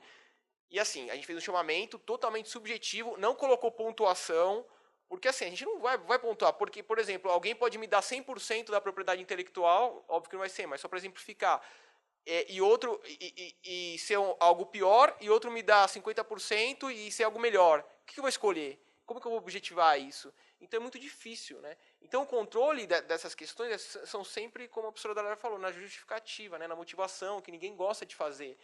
Mas nesse caso a gente pagou para ver. Falou, não, a gente entende que isso é adequado, juridicamente viável, está de acordo com a legislação e vai ser assim. Agora, pode ter contestação? Pode ter. Mas a gente também já está alinhado com a Procuradoria lá do Tribunal de Contas do Estado, eles estão sabendo tudo que a gente está fazendo, a gente fala antes com ele e fala qualquer coisa desse assunto, fale com a gente. Se precisar, a gente vai lá falar com eles, vai esclarecer, e é assim que a gente muda a cultura, né? Porque é o mais difícil, que eu sempre falo também, o mais difícil é você mudar a cultura, não é lei. A lei foi mudada, demorou, mas mudou, né? São 10, sei lá, depois de 10 anos. Agora, a cultura vai mais que 10 anos para ser mudada. Então, eu acho que é isso. A gente também tem que fazer essa autoanálise aqui na área jurídica, que são muitas amarras nós próprios nos colocamos, não está na lei, né? Então, a gente tem que começar, né? É muito isso de abrir e abrindo a trilha. Tem que ir abrindo a trilha e depois vai melhorando. A questão do próprio artigo da Carol, né? Que a gente fala, pô, a gente não detalhou os requisitos lá para participar de empresa, para criar uma SPE. E é isso mesmo, e por dois motivos. Primeiro, que é muito difícil a gente não ter um caso para se debruçar e falar, vamos imaginar o que precisa. Então, não tinha. E assim, não era esse artigo, eram 300 discussões acontecendo ao mesmo tempo. Então, era muito difícil. Tem um timing político também para a elaboração das coisas. E a outra coisa, assim, então não vamos colocar nada. Não, então vamos pelo menos, agora a vivência prática de administração pública. O que é o mais difícil de fazer lá, pelo menos para mim, né? Essa é a impressão que eu tenho. Quando chega o expediente e ninguém sabe para onde mandar. Aí já era, acabou o projeto. Ou para onde vai isso daqui? Não sei. Ah, então deixa embaixo da mesa aí. Ah, depois a gente vê. Daí troca a gestão, tá lá. Tá de apoio, tá compensando o balanço da mesa. Vamos lá. Então a nossa preocupação é o seguinte, depois não está proibido participar de empresas. Depois você justifica, fala quais foram os problemas que você adotou e você pode participar. Agora, o importante é ter esse fluxo, sabe? Esse fluxo para a gente saber para onde mandar, saber onde que vai ser internalizada a discussão e saber como que vai ser tomada a decisão. Então foi isso. Óbvio que, assim, como eu disse, né, tudo tem que melhorar. E eu acho que vai melhorar até quando chegarem, se porventura chegarem, que eu também acho uma hipótese bem difícil assim, de implementação, mas se porventura chegarem casos, a gente estuda em cima, ver, o que faltou para a gente agora? Qual que é a base? E aí muda especificamente esse artigo. Já está assim, a trilha já está marcada, né? Agora a gente tem que aperfeiçoar, é isso. Já que meu nome foi citado, será que eu posso só pedir um direito de resposta? Não, tudo bem. Eu aproveito, enfim, de tudo que foi falado, acho que são contribuições enormes para o nosso grupo, eu acho que a gente tem energia para isso, é muito trabalho, mas nós temos muitas pessoas, por isso que fizemos uma rede tão grande. É um desafio aí que nos está sendo proposto, e nós gostamos de desafios. Bom, então, o que eu gostaria de mencionar, enquanto vocês falavam, o que me ocorreu, foi justamente a ideia também do nosso trabalho, é criar uma base de referência para aqueles que atuam. Então, essa seria um pouco até a minha pergunta. Em que medida esse trabalho que nós estamos fazendo realmente contribui para essa atividade do dia a dia da administração ou daqueles parceiros, né, que serão parceiros da administração pública? Então, acho que eu faria um pouco essa pergunta, se esse modelo, se esse formato realmente contribui. E, especialmente, em relação aos órgãos de controle, porque, lógico, que todos nós queremos abrir essa trilha, acho que estamos todos juntos nessa tarefa, mas sempre temos um sujeito oculto na sala, que é o nosso controlador, né? Então, o que ele vai pensar? E aí, quem assina, quem tem lá a caneta na mão, sempre fica um pouco, digamos, receoso de ser o primeiro a abrir a trilha, de encabeçar essa trilha. De certo modo, então, em relação até especificamente em relação ao artigo das sociedades de propósito específico, eu fui até bastante criticada no grupo, enfim, acho que todos me apertaram bastante, isso foi bom, mas, de certo modo, acho que tem os dois lados, né? O decreto ele não traz, por exemplo, todos os requisitos, o passo a passo para a constituição da SPE, então, que pode ser olhado a partir de uma perspectiva negativa. Por quê? Porque a administração pública ficará um pouco receosa em como é que nós vamos fazer o procedimento para tomar essa medida, para usar esse instrumento. Por outro lado, é muito positivo. Por quê? Porque você abre espaço para novos formatos. E talvez seja difícil de acontecer, mas até existe um caso específico da FAPESP, em que a FAPESP participa de um empreendimento aí num formato diferente, num projeto de um megatelescópio, aí talvez o professor Fernando tenha até mais condições de contar um pouco, ou, enfim, fazer referência a isso, e tem iniciativa da própria Prodesp, enfim, seria necessário haver toda uma modificação, mas em iniciativas usando esse instrumento. E realmente vai ser uma trilha que terá que ser aberta. Daí queria só, a partir do que vocês falaram também, dizer que, no fundo, a ideia do nosso grupo, a partir do desenvolvimento desses trabalhos, então, é realmente constituir algo que permita mudar a cultura do direito e do direito da inovação. E algo que a Paula mencionou, que eu acho muitíssimo importante, que eu acho que é um desafio, que é justamente o direito não precisa ser lido dentro do próprio direito. Acho que esse é um grande desafio. Tá aí algo que a nossa cultura precisa se repensar, né? A cultura jurídica precisa se repensar, porque nós sempre nos pensamos de dentro, então talvez nós possamos nos pensar de fora. Bom, acho que são essas as minhas observações por enquanto. Quer alguém mais perguntas, Lucimara?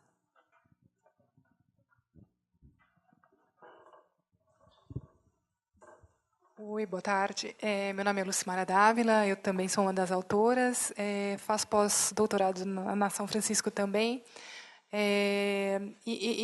Eu gostei muito da consideração da doutora Maria Paula. Eu acho que a gente, como a Carol acabou de falar, a gente precisa ter essa leitura interdisciplinar, multidisciplinar, eu diria. E eu gostaria de saber se caberia nessa sua ideia de como é que a gente transforma, né? Como a gente vai fazer essa leitura.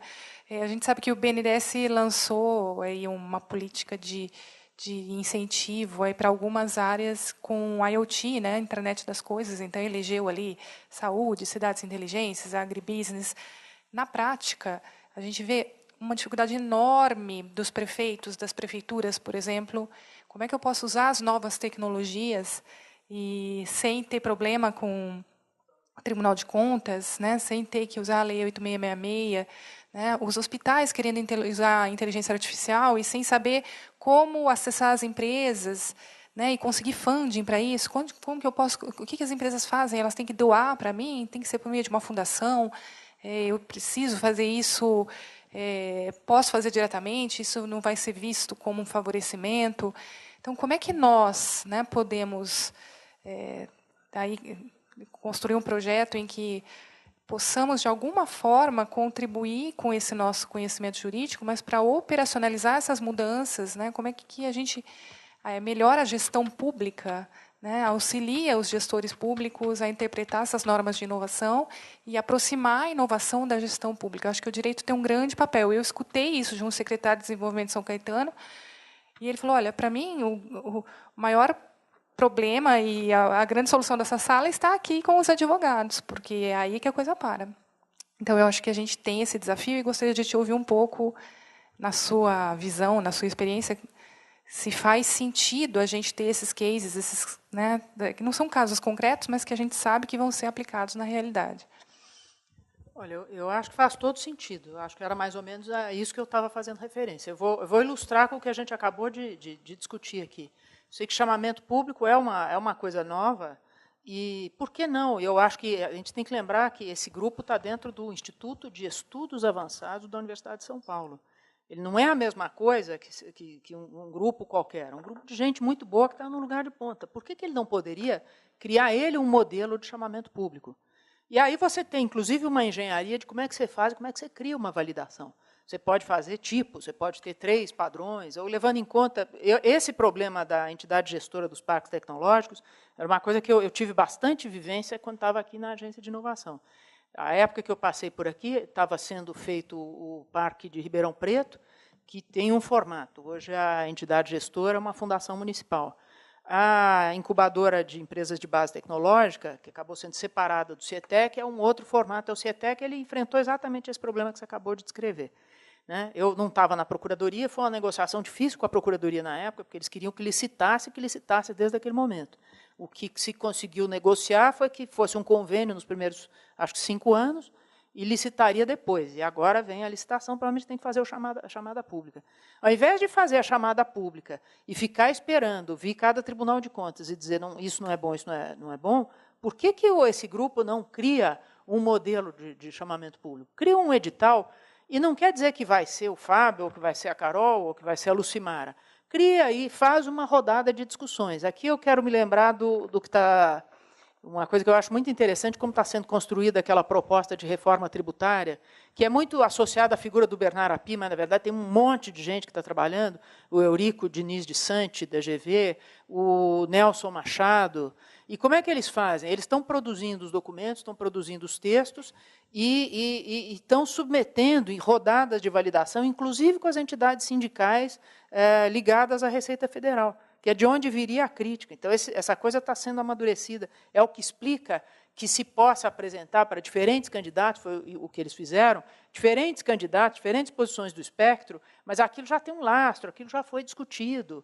E aparentemente, se sair alguma reforma tributária no Brasil, eu acredito que vai ser por esse mecanismo. Então, sem ter a mesma pretensão, mas eu acho que sim, poderia sair daqui um universo. Eu acho que esse tema da chamada pública era um tema bastante viável. Fazer um edital, trabalhar ou num edital, ou em 3, 4, uma família de editais de chamada pública para diferentes situações e fazer um crivo de validações. E sai um produto com uma marca importante, com um lastro importante do trabalho de gente que tem muita competência para isso. Eu acho que é uma contribuição que teria tudo a ver com esse grupo.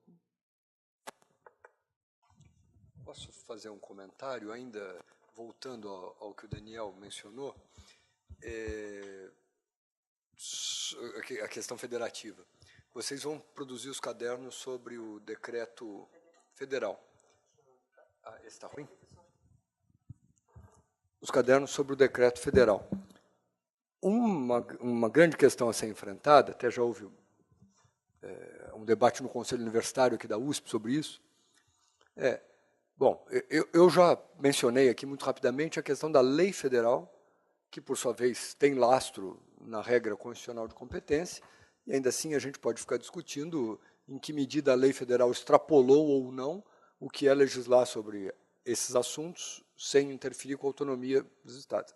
Agora, a questão do decreto tem outra vertente, porque não existe, do ponto de vista do direito constitucional, competência para o Poder Executivo Federal vincular o Poder Executivo Estadual.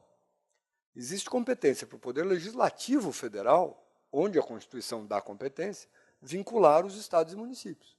Agora, um decreto federal condicionar a administração estadual, eu diria que não. Ainda que haja coisas desejáveis no decreto federal. O que significa, devemos olhar o bom exemplo e adaptar o decreto estadual, se for o caso. Mas eu não iria pelo caminho de aplicar direto o decreto federal. Mas é uma questão que está no ar. E eu já ouvi pessoas falando assim, com uma certa tranquilidade.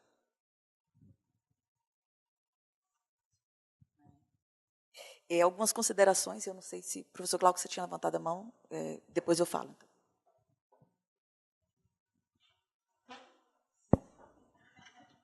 Eu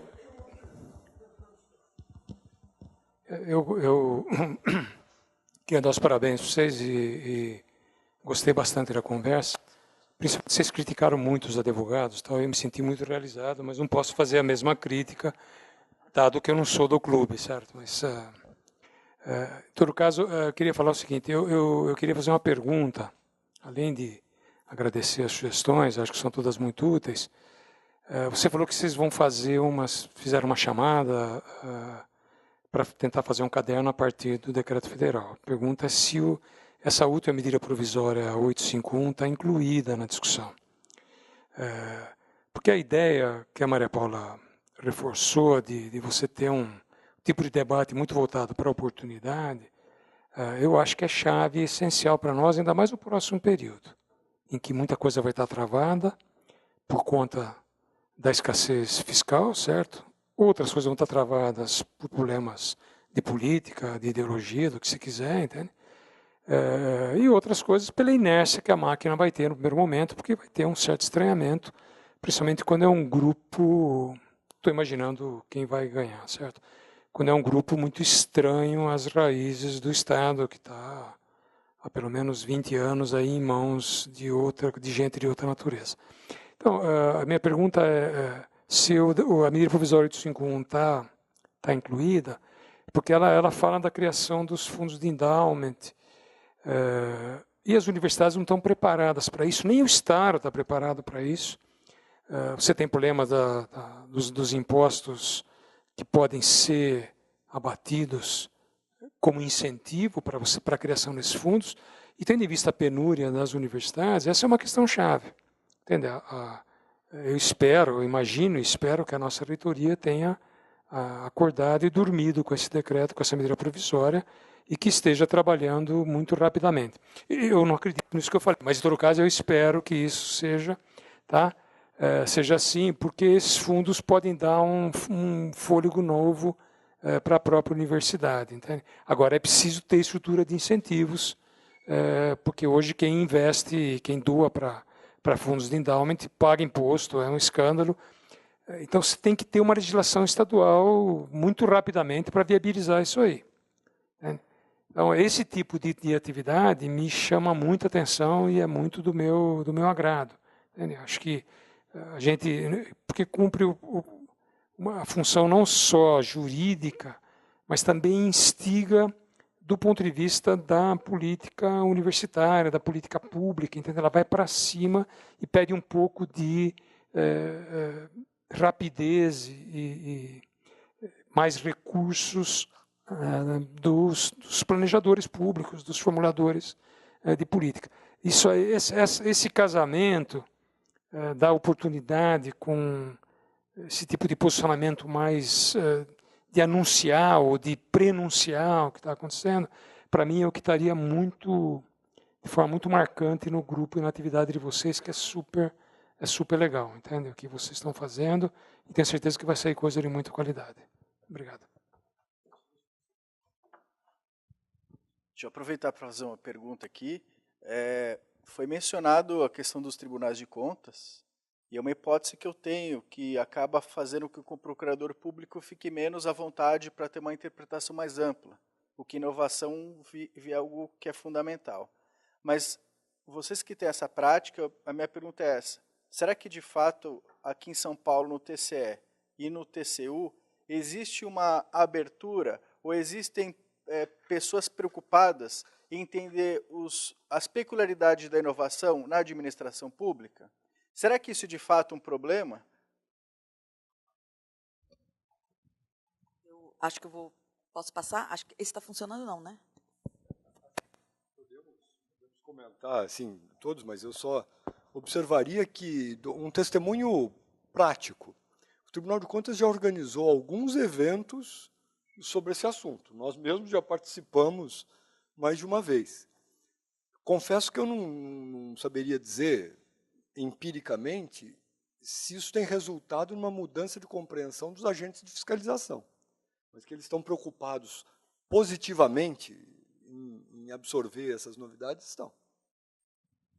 Eu quero completar, porque quando nós tivemos no Tribunal de Contas, acho que nós estávamos até juntos, né, houve empenho da presidência, enfim, a alta cúpula do Tribunal de Contas estava querendo entender, foi esse o meu sentimento, e estava querendo ter uma compreensão mais justa, mais correta. Eu acho que esse movimento está acontecendo. Acho que é isso que o Daniel chamou de criação de cultura, mudança de cultura. Né? Mas isso É aquela coisa, em parte é orgânico e em parte tem que ir ao salto, você tem que marcar e ir contribuindo para a produção dessa cultura. Ela não vai acontecer espontaneamente. Tem que promover não só promover os encontros, mas ter uma pauta. Então, pegar os temas mais complexos, alguns que o grupo já mapeou, para poder avançar onde está criando barreiras.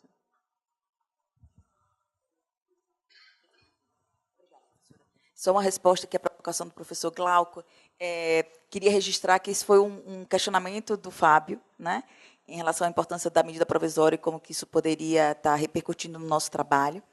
Não posso dizer isso agora, porque a gente vai levar para a reunião do grupo, mas já é um tema que está no nosso radar e uma produção que a gente tem em mente em realizar no curto intervalo de tempo, professor. Temos mais uma pergunta aqui, eu acho que aí a gente pode fechar o debate.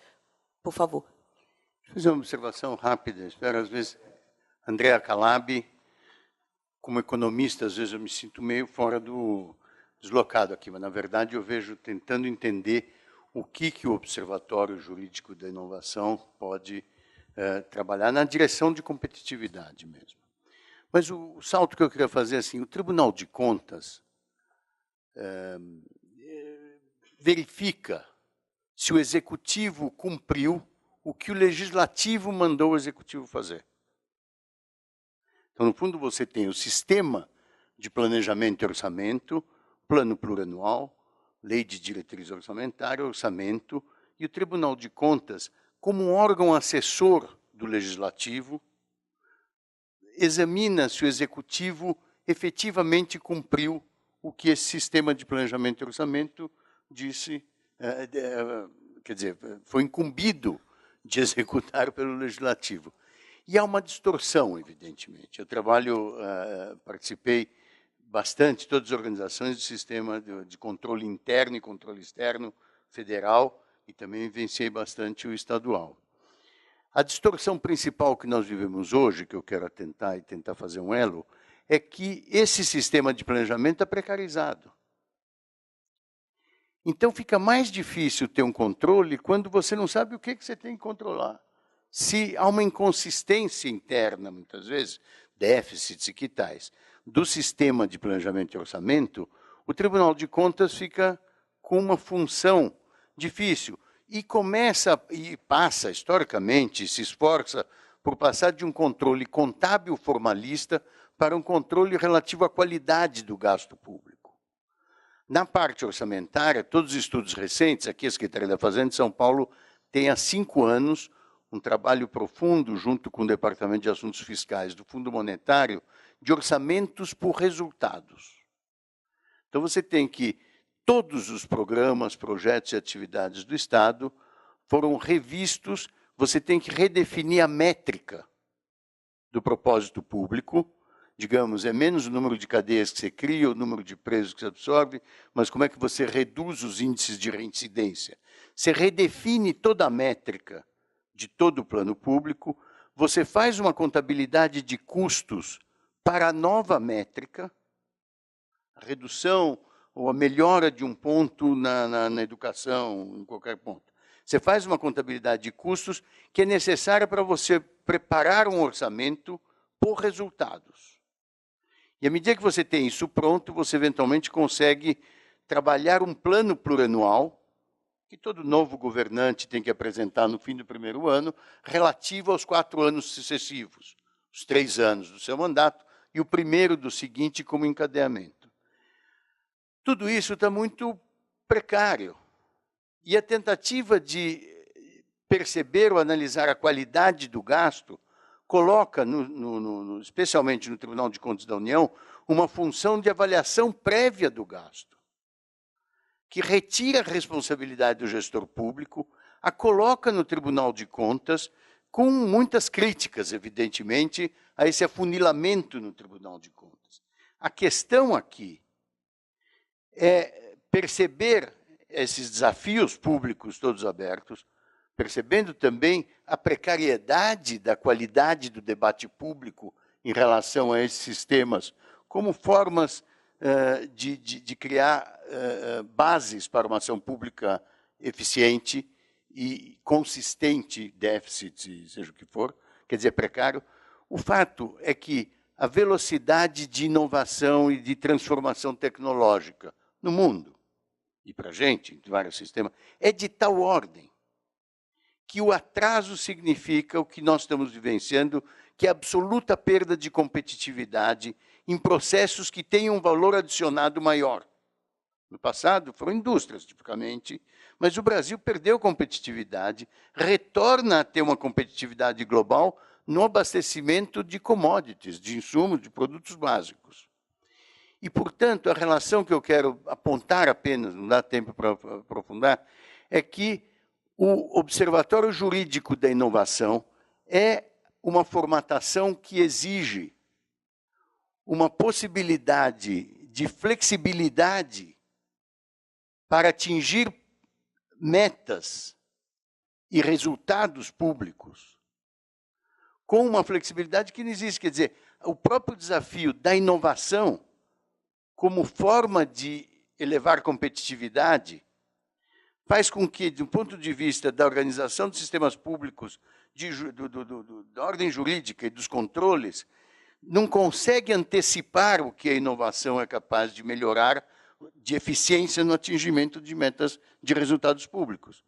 E, portanto, o desafio dessa base jurídica é enorme, no sentido de ter uma flexibilidade capaz de dar conta de respostas que muitas vezes não são as do passado, não são as que já nos deram informações ou práticas. Ao contrário, o desafio está colocado à frente. Tudo isso para cumprimentar, enfatizar, dizer da importância desse esforço do Observatório Jurídico da Inovação, do instrumento que esse conjunto tem para a construção de competitividade e na interface com o setor público, evidentemente, ele requer, de certa forma, uma retomada, eu diria, de horizontes mais longos de planejamento, que resultam em planos plurianuais, ou seja, visões longas de novos eleitos, cuja pauta, na verdade, organiza o plano plurianual e os orçamentos consistentes dos anos seguintes, em cujo âmbito essa organização jurídica cumpre plenamente o seu papel. Cumprimentar, mais do que fazer uma observação que é muito genérica e muito complexa, talvez, exigiria mais tempo. Mas parabéns, belos resultados, e como economista eu fico assim, espantado e tentando entender tudo o que vocês estão dizendo. Estou trabalhando, eu sou FEA USP, a vida toda, FIP, estou trabalhando para a FAPESP, numa tentativa de estabelecer premissas e bases necessárias para um distrito de inovação na área atualmente ocupada pela CEAGESP e na Fazenda Argentina, na Unicamp. Dentro desse espaço, evidentemente, este esforço que aqui vimos e o começo de publicações são vitais e instrumentos muito importantes e, portanto, cumprimento. Obrigado. Obrigada, Andréa, a todos pelas colocações. A gente teve uma contribuição aqui pela internet, por questões aqui técnicas, eu não consegui ver antes, mas a Cris me ajudou. O questionamento, a colocação vem da Kátia, ela diz, atuo no NIT, do IPT, gostaria de perguntar sobre a normatização da política de inovação de cada ICT, se esta regulamentação não sanaria muito dos problemas jurídicos mencionados. Depois ela faz uma outra observação, ainda quanto ao licenciamento da integralidade da titularidade da propriedade intelectual da empresa parceira, como justificar adequadamente o economicamente mensurável, sem questionamentos do órgão de controle. Que a gente observa, né, eu acho que essa participação de todos aqui acaba, de alguma forma, indo no mesmo sentido, é o receio de todo jurista do órgão de controle. Acaba que se torna um órgão onipresente, onisciente, e que eu acho que a gente tem que ter o cuidado para também entender a sua real função, né? Exato. Alguma outra colocação final dos colegas em relação à pergunta da Kátia e também a colocação do Andréa, para a gente poder fazer o fechamento? Posso?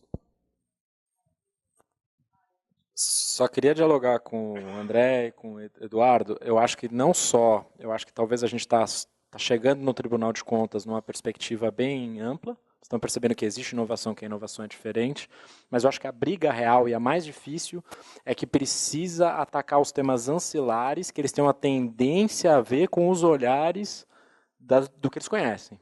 Então, a questão, aí é que fica a verdadeira briga. O olhar comum que eles têm, o olhar próprio do que eles efetivamente fazem. Eu vou dar um exemplo no nível federal do TCU. A FINEP está em uma discussão e está readequando os seus métodos de procedimento, porque o TCU insiste num método de prestação de contas que é diverso do que a gente tem praticado e que é o que é considerado razoável praticar, que é por amostragem. Olhar todas as notas dos nossos convênios é inviável, inefetivo, insano, como disse o ex-presidente da FINEP. Mas, então, e novamente, estamos brigando com o TCU, que efetivamente, mesmo com o novo decreto que fala em amostragem, não se convence muito com o novo decreto. Então, são essas as brigas que são difíceis, porque ele olha uma atividade de fomento e inovação por um instrumento não reembolsável e tende a olhar aquilo com a prestação de contas de um outro programa da Caixa, em um outro programa qualquer. Só 10 segundos. Eu negociei a dinâmica e os procedimentos para a FINEP com o TCU, com 3 ministros do TCU. A sugestão do que nós adotamos, que foi aprovado pelo Conselho Diretor do FNDCT, do Fundo Nacional de Desenvolvimento Científico e Tecnológico, foi exatamente o que os ministros do TCU sugeriram. Claro, eles não sugeriram, eles falaram que eles não tinham responsabilidade, mas eles achavam que era bastante razoável e sugeriram. E nós tomamos nota, fizemos a minuta, eu mandei para um dos ministros que leu, a gente aprovou no Conselho Diretor do FNDCT, aplicamos na FINEP e fomos penalizados. Eu já tinha saído da FINEP, certo? A prestação de contas que eles sugeriram, ela está sendo questionada e estão punindo a FINEP por ter feito. Daí a FINEP fala, mas o Conselho Diretor que autorizou, não fomos nós que fizemos, certo? Ele fala assim, não, mas vocês sabiam que estava errado, porque isso aí é contra a lei. É um negócio complexo, vamos dizer assim, certo? Então, só para vocês saberem isso, que diz respeito à maturidade, à flexibilidade para compreender as coisas. Alguns compreendem, outros não. Eles compreendem nos dias da semana, em outros dias não. Então é um problema.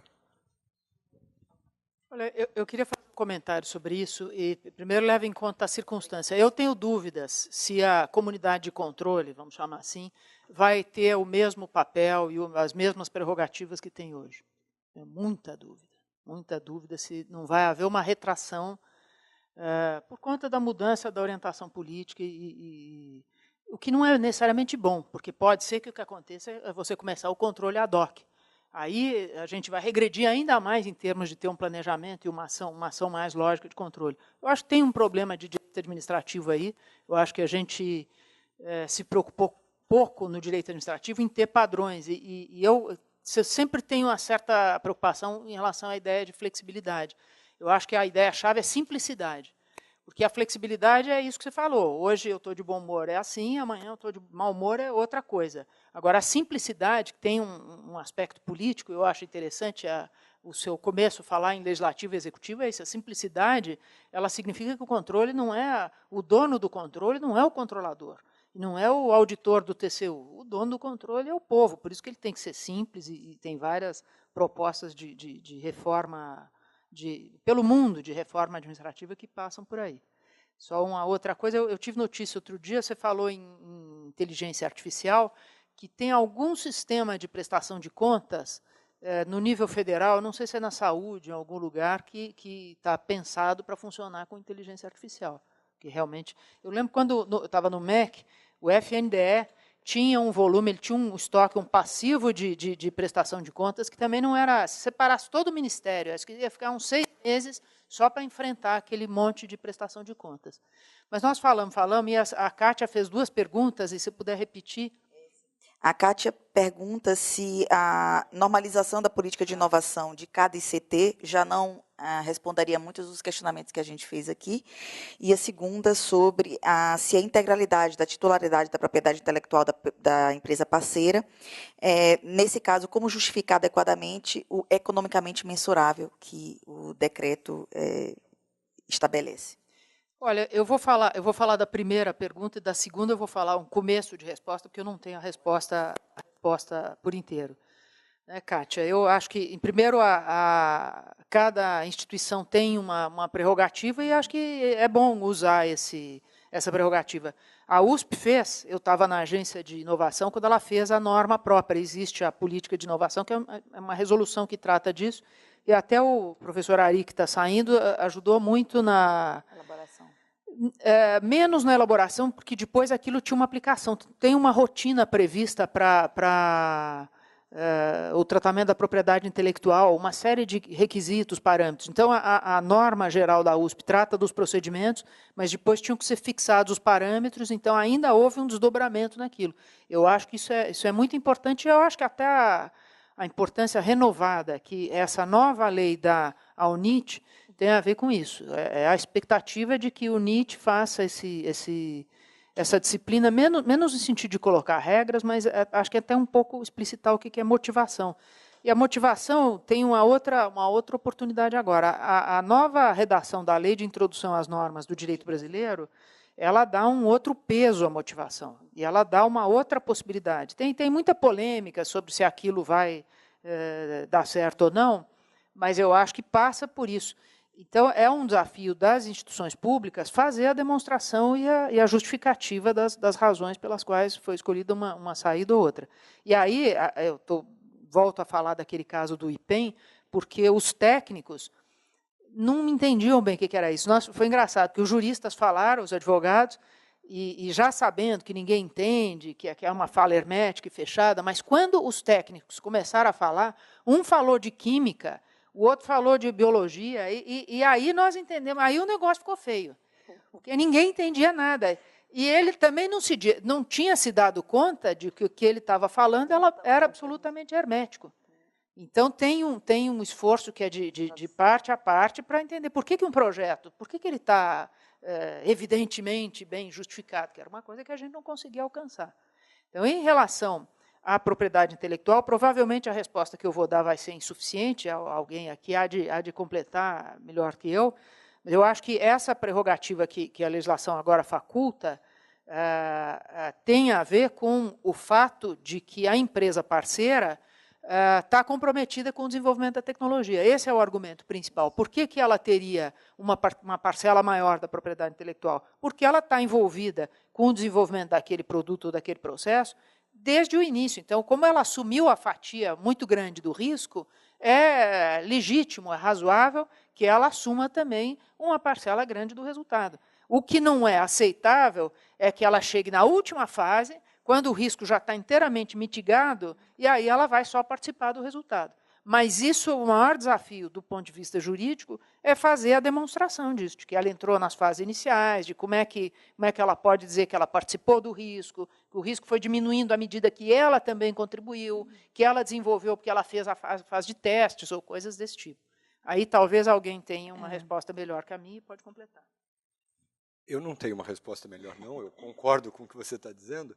Eu só chamaria atenção para um aspecto desse problema, que também implica comprar certas brigas e tentar desmistificar certos dogmas. E não sou especialista em propriedade intelectual, nem tenho maior conhecimento. Mas veja, dá um exemplo, e por favor não me entendam mal o meu exemplo. O exemplo eu estou dando pela circunstância de que foi o que eu ouvi outro dia na FAPESP.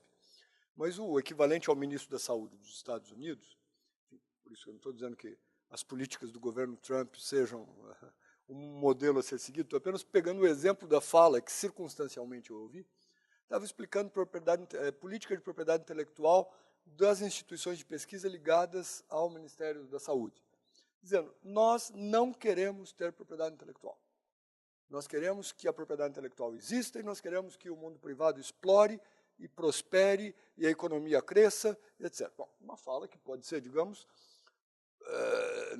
pode ser boa ou não, nem sei dizer, no contexto lá, pode ser a opção que a gente tome ou não tome, mas o que eu estou querendo exemplificar com isso é que, por hipótese, pode ser uma opção razoável do órgão público não querer se apropriar economicamente daquilo, ou por uma razão política mais conceitual, ou até mesmo por uma razão circunstancial. Pode entender que até economicamente não convém, ou que não vai fazer direito, ou que não vai fazer bem feito, ou que outra instância pode fazer.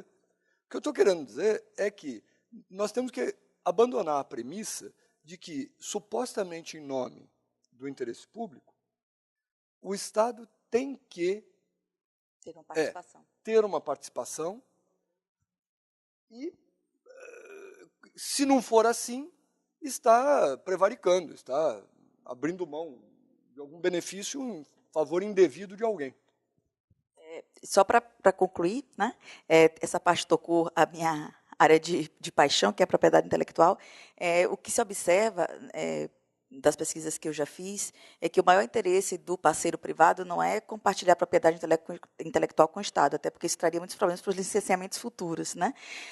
O que seria até mais rentável para o Estado, que as pesquisas demonstram, não é integrar a titularidade da propriedade, mas você ter um contrato acessório que te permita ter acesso a uma porcentagem dos royalties de futuras, né, a partir do uso dessa tecnologia. Isso tem mostrado uma solução mais eficiente. Para concluir, em razão do nosso horário, peço desculpas a todos, acabamos nos alongando um pouco mais. Queria agradecer imensamente a presença de todos aqui, todos que também têm nos acompanhado na internet, e um agradecimento especial aos nossos convidados, né, pela forma com que trataram o nosso caderno e também as contribuições que deram para o futuro, né, dos próximos cadernos. Agradecer aos autores que estão aqui presentes e convidar aqueles que tiverem a disponibilidade de contribuir para o nosso próximo volume, o volume 2 do Caderno de Inovação, Direito e Inovação, sobre o Decreto Federal. Muito obrigada.